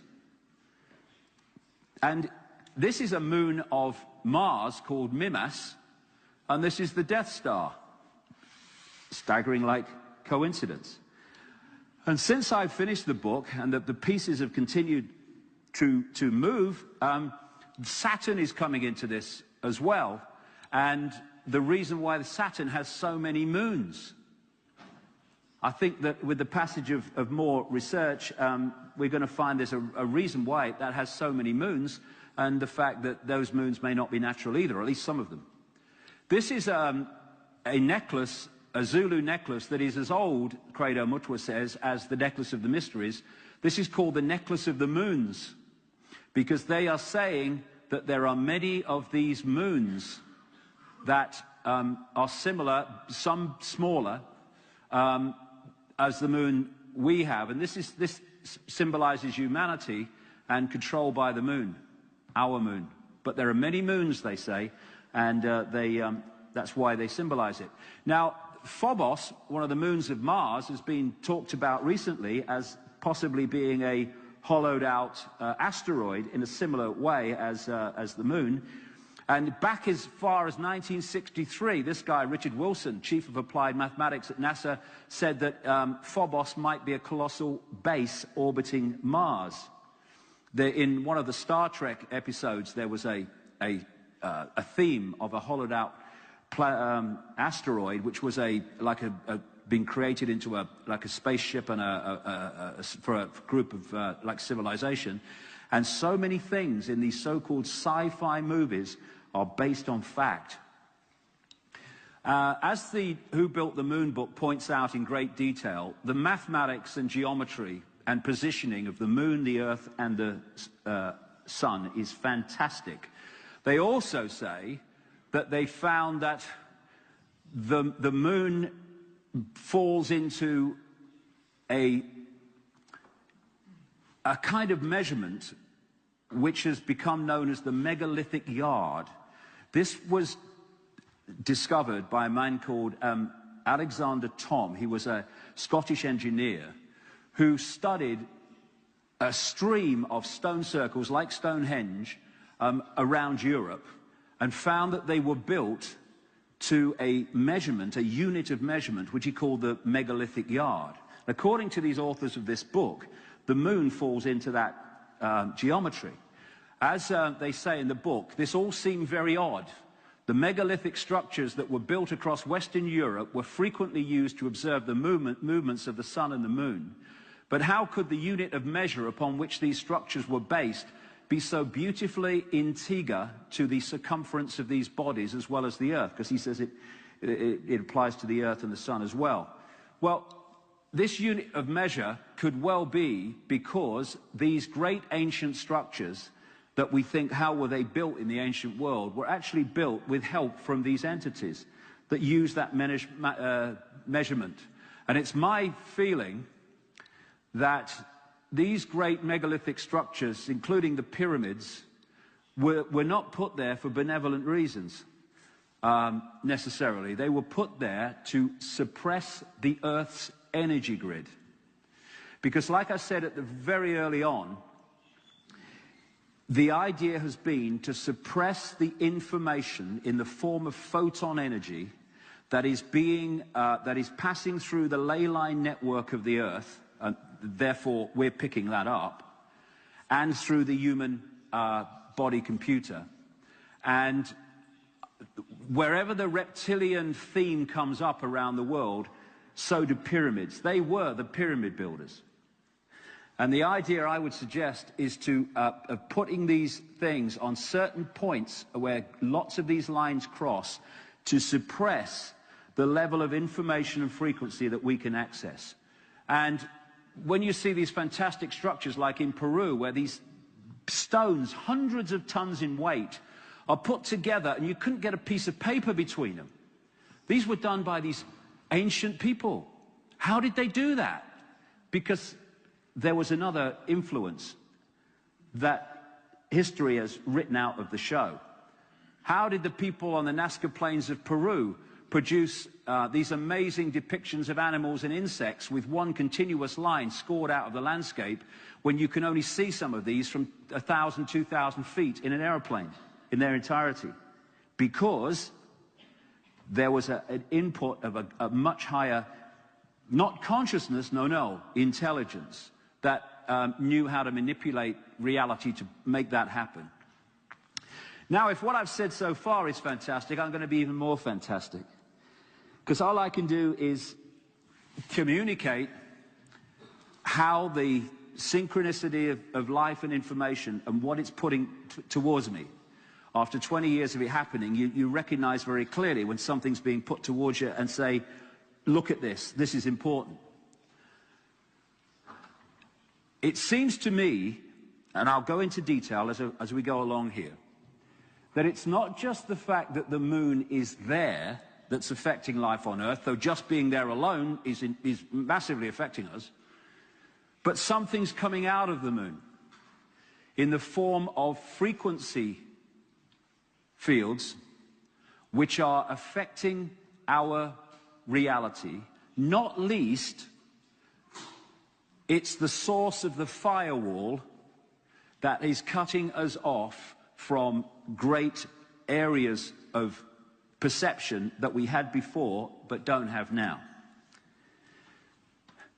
Again, the moon is, in its base form, a vibrational field. We decode it into physical, but it's vibrational. Like I say, the fact that it's there is affecting us massively, but I'm saying we go further than that. There is a broadcast signal or frequency field that is being broadcast to the Earth, which is acting like a firewall. Can't say I know exactly how it works, I wouldn't claim that, but the theme is becoming clear. Because what you have is information coming from the sun in the form of photons. The idea is to create a field, in effect manipulating the Earth's magnetic field, that is shutting out chunks of the frequencies available, therefore the information available, that is coming to us from the sun in the form of photons. And in doing that, they are doing what the Chinese authorities have done with the internet. They are firewalling off great swathes of information that we would, left to our own devices, be decoding into a much more expanded sense of reality. And what I call the moon matrix, this firewall, is creating this secular society where we are operating in such a narrow band of our potential. I mean, just think about it. We are consciousness. All that is, has been, and ever can be, and yet, as my brother said to me the other month, he said, what's this life, because he's not into any of this stuff, but what's this life all about, Dave? He says, you get up in the morning, and you go to work, and you do a job you don't really want to do. And then you come home, and you have your tea, and you watch the telly, and then you go to bed, and you get up, you go to work, do a job you don't really want. How many people go through life like that? They're not living. They are existing. They're surviving. They're getting through. Is that all we're capable of? Of course not. But we're being suppressed and manipulated so that this infinite consciousness that we are gets locked into this bloody round and round and round and round mundane lifestyle where we're serving like slaves. And this is affecting our energy field, and therefore how we decode reality in a much narrower band than we normally would. Just as computer games, virtual reality games, hijack the five senses and put another reality into the body computer, so it's being done to us, and I would say at least to a large part via the moon. I'll get into this, I'll go into more detail as we go along. Like I say, you have this base vibration, which then elicits information in the form of photons, and as the vibration changes, so the information changes. And like in China, they have firewalled it off through the moon, so we're not accessing that anymore. And it's interesting that one of the things the magnetic field of the Earth does is it deflects away large amounts of solar radiation. It's what it does. And some people will say, and I understand it, well, it's a good job it does, or we get fried. And in some frequency ranges, yes, we would. What I'm saying is that a lot of stuff that is being artificially deflected by manipulation of the Earth's magnetic field from the moon, at least to a large part, it's stopping us receiving photon information on frequencies that we would normally receive it, and therefore we are not accessing that information. Boom! This is a strange thing that people argue about what it means. It's at a place called Dendera, near Luxor, and it's called the Dendera Light. And they're saying, are these ancient depictions of lights and what have you, with the snake in the middle? I don't know what it symbolizes, but I know what it symbolizes to me. This band of frequency, which is firewalled off and controlled by this reptilian entities, these are reptilian entities from the moon, which is holding humanity in a band of frequency which allows us to be en masse controlled, manipulated, and suppressed through lack of knowledge, lack of awareness, and not least through suppression of right brain information. And if people think that we can't be cut off from knowledge and even visual levels of awareness by high technology, well, how about this? This was in the New Scientist a few months ago, this mainstream science magazine in Britain. And this is what it said. In America, a little while ago, a few months ago, they switched from analog television to digital television. And this was the result. New Scientist magazine, prior to the switchover, naturally occurring radio waves at frequencies between 700 and 800 megahertz were obscured by analog TV signals, preventing astronomers from investigating the universe using this band. The freeing up of this bandwidth is a once-in-a-lifetime opportunity to see galaxies in this range. That's before they hand the frequencies over to mobile phone companies and so on. So here we are, with astronomers unable to see galaxies within the frequency range of 700 and 800 megahertz because Americans were watching the television. What on earth could they do with the kind of technology and technological advanced situation that we're talking about here to cut us off from sight and perception purely through vibrational means? I'm saying that we're being controlled in precisely that way. And when you open to consciousness, it's what the awakening's happening. When you open to consciousness, you're moving beyond the frequency range of this firewall. And thus, in that expanded state of consciousness, you can see what those still within the firewall frequency cannot see, and that's the reason they call you crazy. It's like we're operating in a vibrational bubble, the moon matrix, within the bigger bubble of what we call the universe. And the moon is affecting, as we said earlier, the third eye and our ability to decode reality and go beyond five-sense reality in the way we naturally should. So if we go back to this scene in the Matrix, it's, I would say, more accurate to say, the moon matrix is everywhere. It is all around us, even now in this very room. You can see it when you look in out your window, you turn on your television, you can feel it when you go to work, when you go to church, when you pay your taxes. It is the world that has been pulled over your eyes to blind you from the truth. Exactly. We've been put in a vibrational prison. And even, like I say, forget the moon matrix, just the fact the moon is here is having phenomenal impacts on our sense of reality on all levels, the cycles of the moon.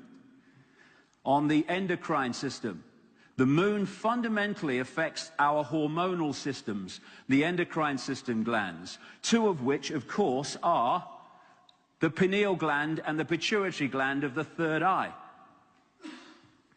That's just by its physically being there.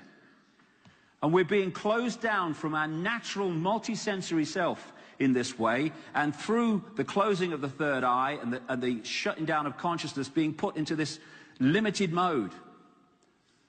So the moon matrix, moonth. The moon, we talked earlier about the effect of time on our sense of reality. Well, our sense of time is fundamentally affected by the moon being there, because it's affecting the speed of the Earth spinning for a start. And then you have the bloodlines, they're the monarchy, the monarchy's the monarchy. And then you have money, which is a fundamental part of the control system to deny us choice and make us slaves. Years ago, back in the early 90s, I was in America, and I came across this movie. It was a B movie, but it was fascinating to me because I thought there's a lot of truth in this. Now, there's a hell of a lot of truth in it. Now I see this perspective. But it was produced by a man called John Carpenter, another insider. And when you look at his movie-making history into Satanism and horror movies and this one, you can see that he knows more than most people. And he has worked with George Lucas on the Star Wars movies. The story of They Live is this. It came out in, I think, 1988, something like that. And it was set about now in the future. There was a massive economic collapse, and people were out of work. People were living in tent cities in America. They are. And this guy, the star of the movie, if you like, was a builder, but he was walking from town to town trying to get work as a builder. So the movie opens with him walking into this city. He gets some temporary work on this building site, and at the end of the day, this big black guy says to him, another builder, "Do you have anywhere to stay?" He said, "No." He said, "Well, it's not much, but you can stay where I stay." So they go to this clearing, a wasteland, and there's just corrugated iron makeshift houses and tents, homes and tents, not houses. And he notices, the first thing he found strange was they'd rigged up like a makeshift television, a black and white, flickering on and off in this little makeshift village. And there's a program going on, and suddenly it cuts out, and this man's face is there. And he says, "They're here, they're among us. We can't see what they look like, but they're among us, and they're controlling us." And it got cut out back to the program. And this guy noticed that some strange things were happening at the church across the road by people that lived in this village, this temporary village. So when they go over there, he sneaks in, and the church music's playing, and there's like a choir singing, but he nips around the corner and looks, and it's a tape, not a church at all. And he sees these cardboard boxes. But someone started to come near him, so he got away before they could see him. That night, the police state move in. Black helicopters, bulldozers, police, and they destroy this town, this village, temporary village. He comes back the next day after it's all settled down, and he sneaks into this church to see what was in these boxes. So he grabs a box, runs off into an alleyway, opens it up, and inside it's all sunglasses. So he thinks, sunglasses, what a waste of time. So he puts one in his pocket, throws the rest in the trash can, and walks out into the main street. And then he puts the glasses on. And the world is suddenly very different. This is what he can see. With his eyes, these are adverts. But instead, through the glasses, he sees that they're saying, watch TV, submit, consume, stay asleep, conform. All these subliminal things that are fired at us all the time. No independent thought. He looks at news magazines and newspapers, and he sees the same thing. And then someone comes up to buy a newspaper, and they don't look human through the glasses as they look human through his eyes. And he realizes, as he watches the president make a speech through the glasses, the president's not human. And many of the police are not human. And the people in the media, many of them, are not human. And the story runs and runs and runs till they realize that there is a frequency being broadcast from the top of the television tower in this city, which is having the effect on the human brain of preventing it from decoding the frequencies which would allow them to see what is going on. But the glasses overcome that. And they they destroy the dish, and suddenly people are seeing who's sitting next to them. And who they're having sex with. That'd be a surprise, wouldn't it? He looks very different. I must have had too much to drink. And I'm saying that theme is what's coming from the moon, and it's affecting our ability to read reality. Now, let's take this to the next stage. We live not just in a left brain world, we live in a reptilian world. And I'll explain why. Carl Sagan, the great American cosmologist, he wrote a book called The Dragons of Eden about the effect on human behavior of our reptilian genetics. Because although there are hybrid bloodlines with a greater infusion of reptilian genetics, all of our body computers, I would suggest, not least because of the genetic manipulation, have a tremendous, are tremendously influenced by reptilian genetics. The core part of the brain here, into the center of the brain, is called by scientists the reptilian brain, or the R complex. And it's through this, I would suggest, I'll come to this in a minute, that we are controlled by the moon matrix and by the structure of society in general. There was a series of books written in the 1960s and 70s by a guy called Carlos Castaneda, in which he was quoting a shaman in Central America called Don Juan Matus. There's some people that say he didn't exist, the shaman, but whatever, the words put into his mouth, whether he existed or not, are absolutely spot on. I read these passages I'm going to show in a second after I'd concluded that we're being controlled by this serpent race through control of our psyches. And this is what Castaneda quoted this shaman source as saying. We have a predator that came from the depths of the cosmos and took over the rule of our lives. Human beings are its prisoners. The predator is our lord and master. It has rendered us docile, helpless. If we want to protest, it suppresses our protest. If we want to act independently, it demands that we don't do so. Indeed, we are held prisoner. They took us over because we are food to them, and they squeeze us mercilessly because we are their sustenance. Just as we rear chickens in coops, the predators rear us in human coops, human eros. Therefore, their food is always available to them. Food, energy, human emotional energy. Think for a moment and tell me how you would explain the contradictions between the intelligence of man, the engineer, and the stupidity of his systems of belief, or the stupidity of his contradictory behavior. Sorcerers believe that the predators have given us our system of beliefs, our ideas of good and evil, our social mores.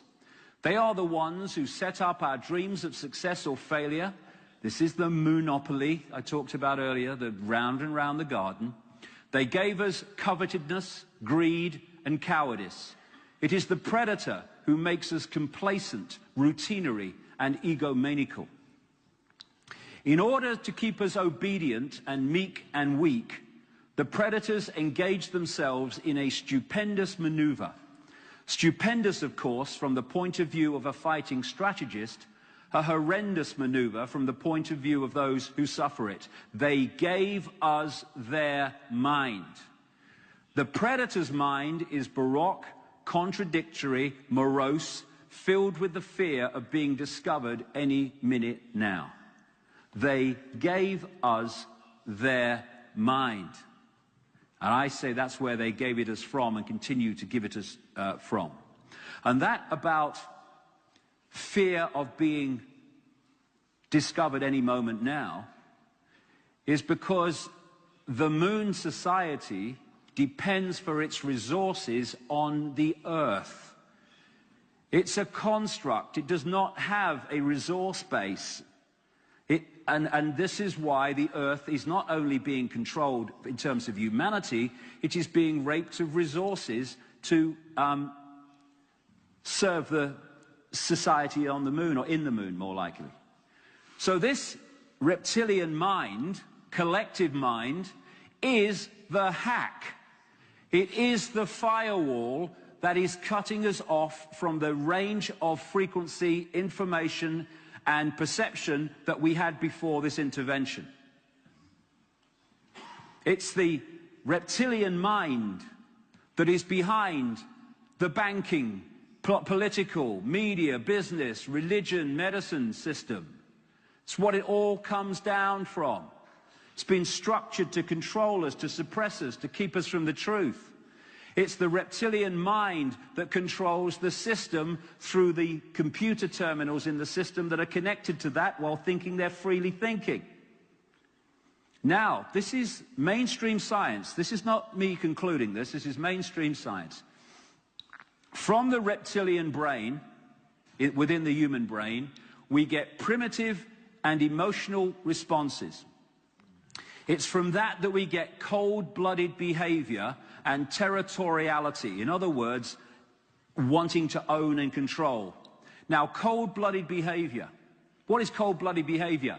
No empathy with the consequences for others of your actions. When you are one of these hybrids with a greater infusion of reptilian genetics, you are going to have much more cold-blooded behavior, therefore less empathy. That's why these bloodlines that are controlling this planet have no empathy.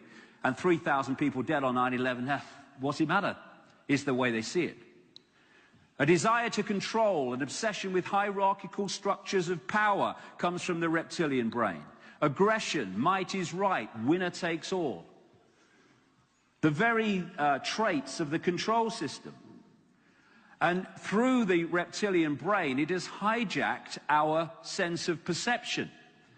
The reptilian brain is all about survival, survive. It's constantly scanning the environment, looking for danger, not just physical danger, but danger for your relationship ending, danger for you losing your job, danger for you not meeting the rent at the end of the month. It's always scanning. That's where we get these feelings of anxiety from, and fear and worry, and oh my goodness, reptilian brain. There are some good parts of it, because when someone walks in front of your car and you smack the brakes on immediately, it's the reptilian brain doing that, because the reptilian brain does not think, it does not work out, it does not ponder on, it just reacts. Other parts of the brain do the working out. So if you're operating at the reptilian brain level, you're constantly reacting, emotionally reacting. When people emotionally react, and then a minute or two later or the next morning they go, I went over the top there, didn't I? What was I doing? The reptilian brain took control of their reality. Survival, fear, reaction. And therefore, this says, be afraid, the big bad monster's coming as soon as we've invented him. This means that if they can hold us in the reptilian brain as much as possible, then they have more control over us and our behavior. And how do you keep people in the reptilian brain as much as possible? You keep them in states of fear and anxiety and stress as much as possible. So, terrorism, global warming, swine flu, the economy, I don't look like her, I don't look like him, over and over and over again. Excuses to be in states of awareness or lack of it that put us here. And if they put us here, then it connects us into the moon matrix, because this is like a microchip that connects us into that reptilian brain. And it's not just about, like I say, survival physically. It's protecting status. It's protecting your power, protecting your reputation, superiority, intellectual preeminence. This all activates the reptilian brain out of fear of losing those things. But on another level, the reptilian brain also has an acquiescence to hierarchy and authority. And that's what humanity has, an acquiescence to authority, etc. Money, on both sides of it, is the reptilian brain. People say, why does someone who's got more money than they could spend in 100 lifetimes already, why do they get up with the sun every morning to earn more? Because there is an aspect of the reptilian brain, when it's at its extreme state, and these hybrid bloodlines are in an extreme state, which equates far, far, far more than necessary with a greater chance of survival. So they want more and more and more. And then there's the other end of the reptilian brain relating to money, where it's fear of not having enough. Either way, you're locked in here. And it's through the reptilian brain that overwhelmingly humanity decodes reality. And this is what Don Juan Matos said in another Castaneda book. I know that even now, though you never have suffered hunger, you have food anxiety, which is none other than the anxiety of the predator who fears that at any moment now its maneuver is going to be uncovered and its food source is going to be denied. Through the mind, which after all is their mind, the predators inject into the lives of human beings whatever is convenient for them. And they ensure, in this manner, a degree of security to act as a buffer against their fear.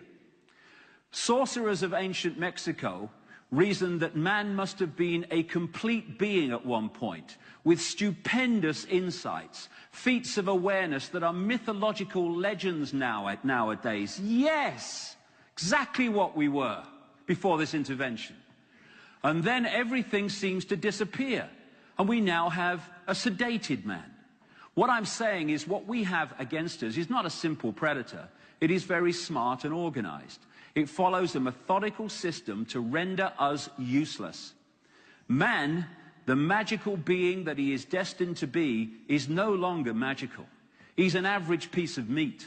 There are no more dreams for man, but the dreams of an animal who is being raised to be a piece of meat of trite, conventional imbecilic.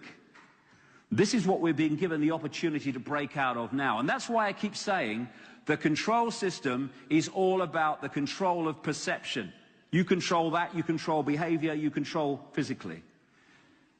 Zulu legends and African legends say that before the moon came, humans used to perceive the sun as female. The Zulus used to call it Langa, the desired one. And then after the moon came, Credo Mutra said that this change from perceiving the sun as female turned to perceiving the sun as male and the moon as female. There's another level of the change. And he says, the Zulu legend says that this change from perceiving the sun as female to worshipping it as male, quote, made possible the creation of warlike kings that took what they wanted by force. Everything changed when the perception of the sun changed. Well, it's not only the perception of the sun that changed, it's actually what we were decoding from the sun, thanks to the hack and the intervention of the moon, I would strongly say. And it's a modus operandi, it seems. What you do is you move these moons in, and what they do is have the effect of, through their effect on the planet, as they did with this one, completely raising the society that was there at the start. And then as the planet settles down after that initial collapse, you start to build a new society, not least through genetic manipulation, that is based on your collective mind dictating to the minds, just like ants and the queen ants and all that stuff, same principle.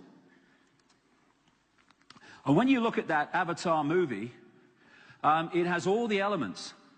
If you take the blue people to be humans as we were before the schism, before this intervention, and you take the American military who came into that moon in the Avatar movie with their high technology, this was the society before, and then in came the Americans in the movie with their high technology, their left brain intellect, and they want resources which are very, very valuable, and so they just blow the place apart. That's what society's doing. The planet's being raped. Why? It's being raped of resources by the predator race that is behind the human structure that's doing the raping. And even in the Avatar movie, they have the theme of those Americans, i.e. if you take them to be these reptilians, symbolically, possessing the blue people and taking over their mental faculties and hiding within their society while looking like they do. Exactly what's happening here. Manipulating this world if you still got that concern with what people think of you. Anyway, the whole basis of it is control of perception, control of the way we see the world, manipulating the way that we decode and decode reality, keeping us from our true self, which is this disembodied awareness, and putting us in this box or bubble of limitation, and controlling the way we decode reality so that we see the world as the control system wants us to see it. That's the whole basis, but there are many levels of it. Yes, on one level, there is a group of people, lots of groups of people, sitting round tables, deciding the next move. But you go beyond them and you go into the shadowy area of advisors, who you don't see very much, but where the real power lies in politics.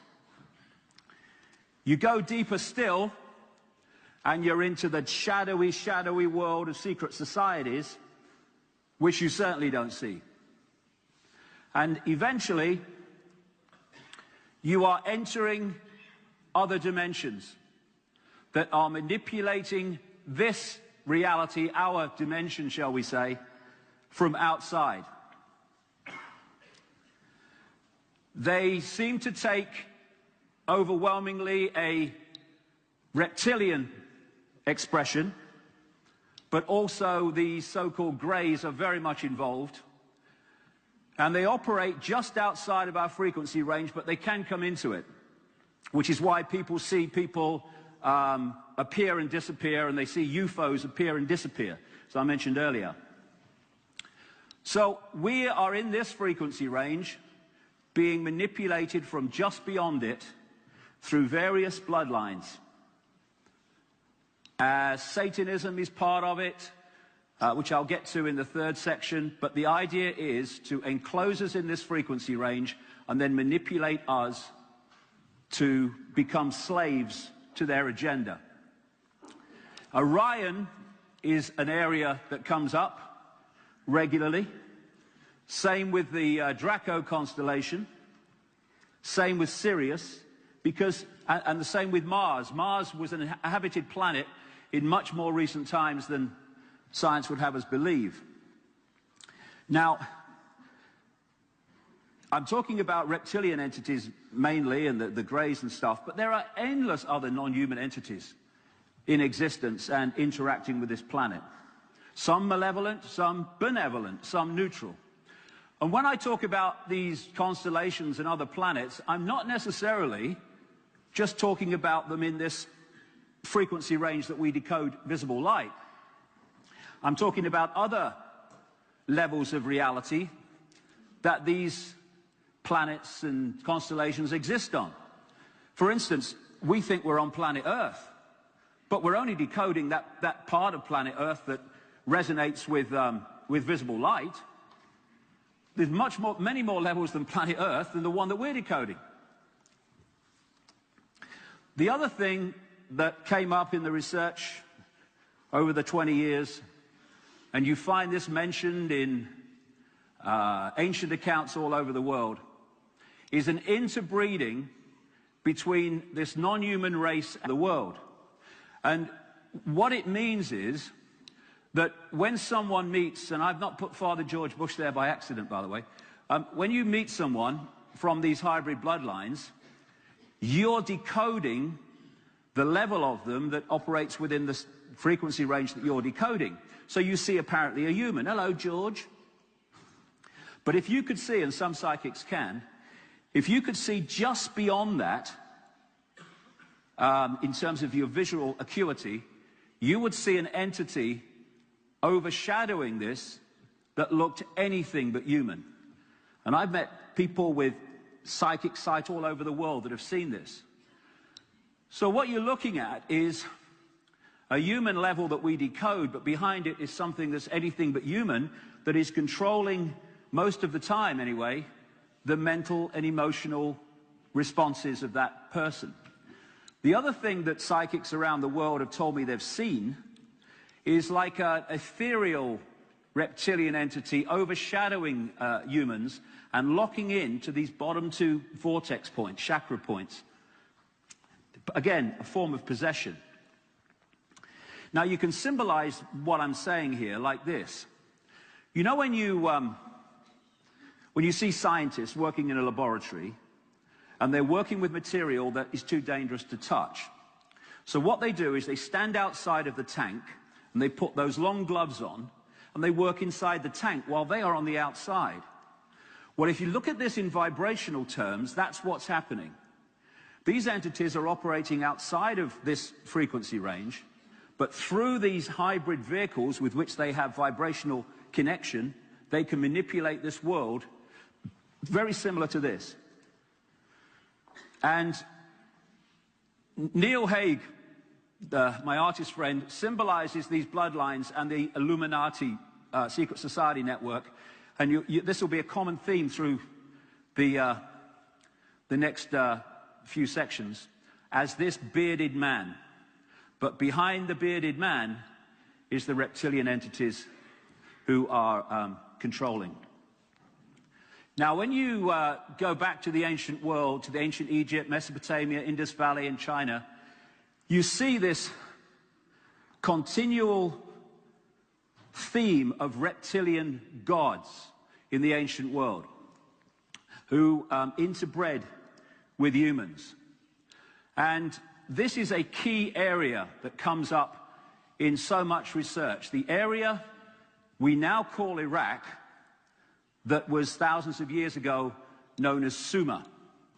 And ancient tablets were found in Sumer, which when translated, talk of a non-human race called the Anunnaki, who came and interbred with humans, creating hybrid bloodlines, etc., and controlled the ancient world. That is a theme you find all over the world. This is just the Sumer version of it. And these hybrid bloodlines then, throughout what we call history, expanded up further into Europe, where they became the royal families and aristocracy of Europe, and so on. And these bloodlines today take the form of people like this. Certainly the House of Rothschild, which is one of the major players in this control system. British royal family too, the Rockefeller family and others around the world that control the banking system, etc. Now, humans creating another form of human, and even a particular race of hybrid humans, which I'll get to in a second. Now, like I say, this description can be found all over the world, in all these different ancient cultures. And it can be found in the Bible, where it talks about there were giants in the earth in those days, and also after that, when the sons of God came in unto the daughters of men, and they bare children to them. The same became the mighty men, which were the old men of renown. This was the hybrid race they called the Nephilim. And whenever you look at the stories around the world relating to the fall of man, the descendants from where we were to what we've become, you have a reptilian element in it. Of course, the classic is the Garden of Eden and the serpent and all that, but you find it all over the world. The fall of man being related to reptilian. Before this intervention came, this world was very different. The ancients talked about a golden age where humans were connected to nature, when they were connected to a higher awareness. And when I look at the descriptions of what the earth was like at that time, it's very, very similar to that portrayed in the Avatar movie, where the blue people were connected to nature and everything was connected to everything else and everything worked as one whole unit. But then came what I call the schism. A vibrational waveform, metaphysical universe from which that information is decoded into this holographic world became subjected to a massive distortion. And how that came about, I'll get to in this section. But this distortion in the metaphysical universe was decoded out to change the nature of life on this planet as it had been before. This schism manifested out as what this world has become. Wars, people dying of hunger in a world of plenty. It's all about me, me, me. Conflict, argument, dissension. And there became also a schism in the human personality, which changed the nature of humans emotionally and mentally. And we moved from this to this as a result of this distortion. There was also genetic manipulation of humanity to change the nature of the genetics that we had before. And the reason for that I'll come to. In fact, one of the main reasons for it was to change the frequency band that humans could decode, put us in a smaller band than we were in before. And basically what this did was lock us into a frequency range which acts to this day like a prison. Tiny band of frequency we call visible light. Now, as I just mentioned, the other thing that happened is that there was specific breeding between these reptilian entities and humans, creating a hybrid bloodline. This hybrid bloodline became known under different... And this multi-level conspiracy, as we're going to get into as the day unfolds, has been set up to disconnect us from who we are and put us in a false sense of self-identity, hypnotizing us to believe a lie about our very self. Who is behind it? Well, we can talk about that in a second. And I'll be back in 10 minutes. Thank you very much. Thank you.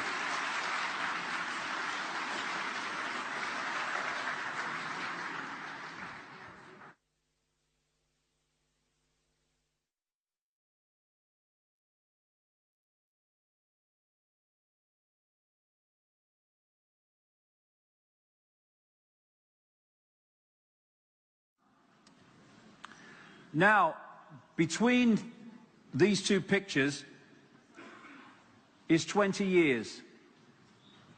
And I've seen enormous changes in that time. So many people have gone from this to this.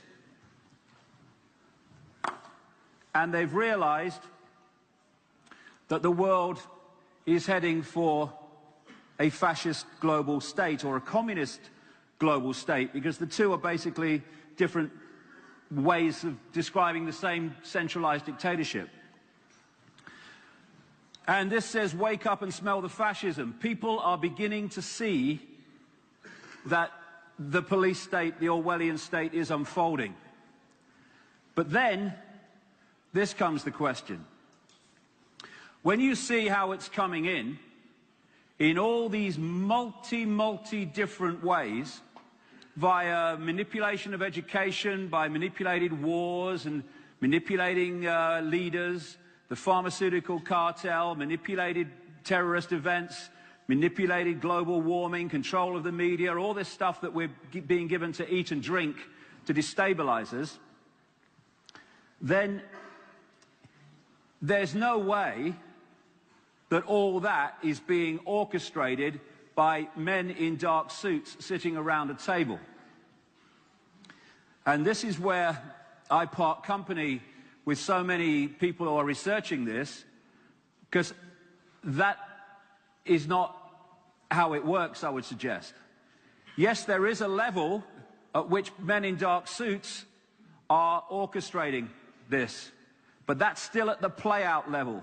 It's not at the level that it's being orchestrated from. So there's the level of manipulation of our daily lives, which I'll get to in the next section after this. There's another level, which is the manipulation of the human society through various bloodlines by non-human entities.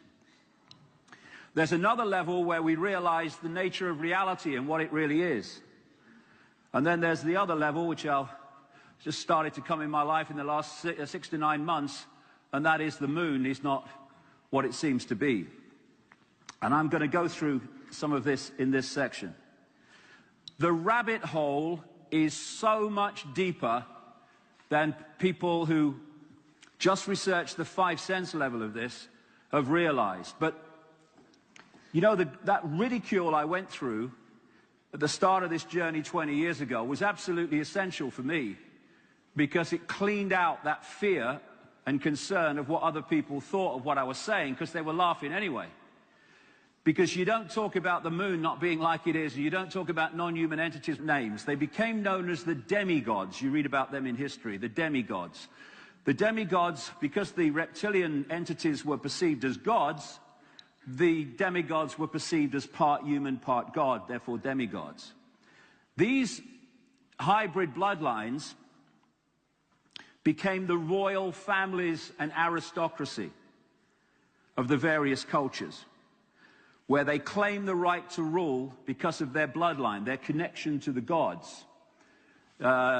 Ancient Chinese emperors claimed the right to be emperor because of their genetic descendants from what they called the serpent gods. In Britain today, we still have a head of state, Queen Elizabeth II, who is only head of state because of her bloodline, because of her genetics. And so we have this manipulation of the DNA, creating this hybrid bloodline, and that's the caduceus, the symbol of the medical profession to this day, very appropriately. I know people say it symbolizes Kundalini energy and all that, but it's very appropriately also symbolizes the input in reptilian genetics.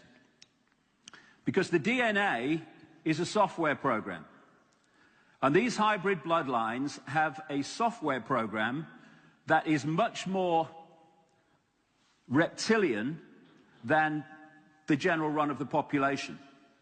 And because everything is a vibration, if there is a genetic compatibility between the reptilian gods, or what I'll call the serpent gods, and humans, or their hybrids, human bloodlines, then there is a vibrational compatibility, which is very, very significant, as I'll get to in a second.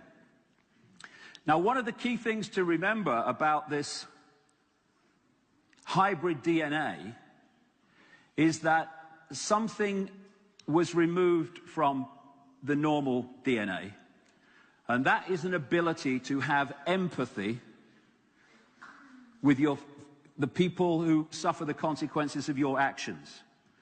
If you think about it, if you remove empathy from the human psyche, human feelings, there are no limitations. If I have empathy with people in Iraq, I cannot possibly order the pepper bombing of Baghdad.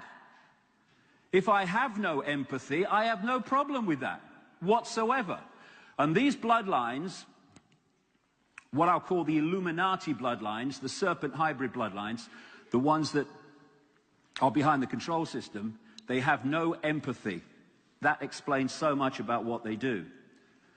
So, because this hybrid genetics has a vibrational sympathy, compatibility with these entities that operate just outside of human sight, it means that these entities can possess, an ancient theme, these particular hybrid bloodlines in ways that they cannot with the general population. And what it means is, if you manipulate the bloodline, the apparently human level operating within 5 sense sight, into positions of power, what you're doing is putting these entities into positions of power. But because when we look at people, we see the human level because that's all we're decoding. We don't realize who the real power structure is behind who we think is the power structure. Now, like I say, the theme of possession, often possession by reptilian-type entities, is an ancient theme all over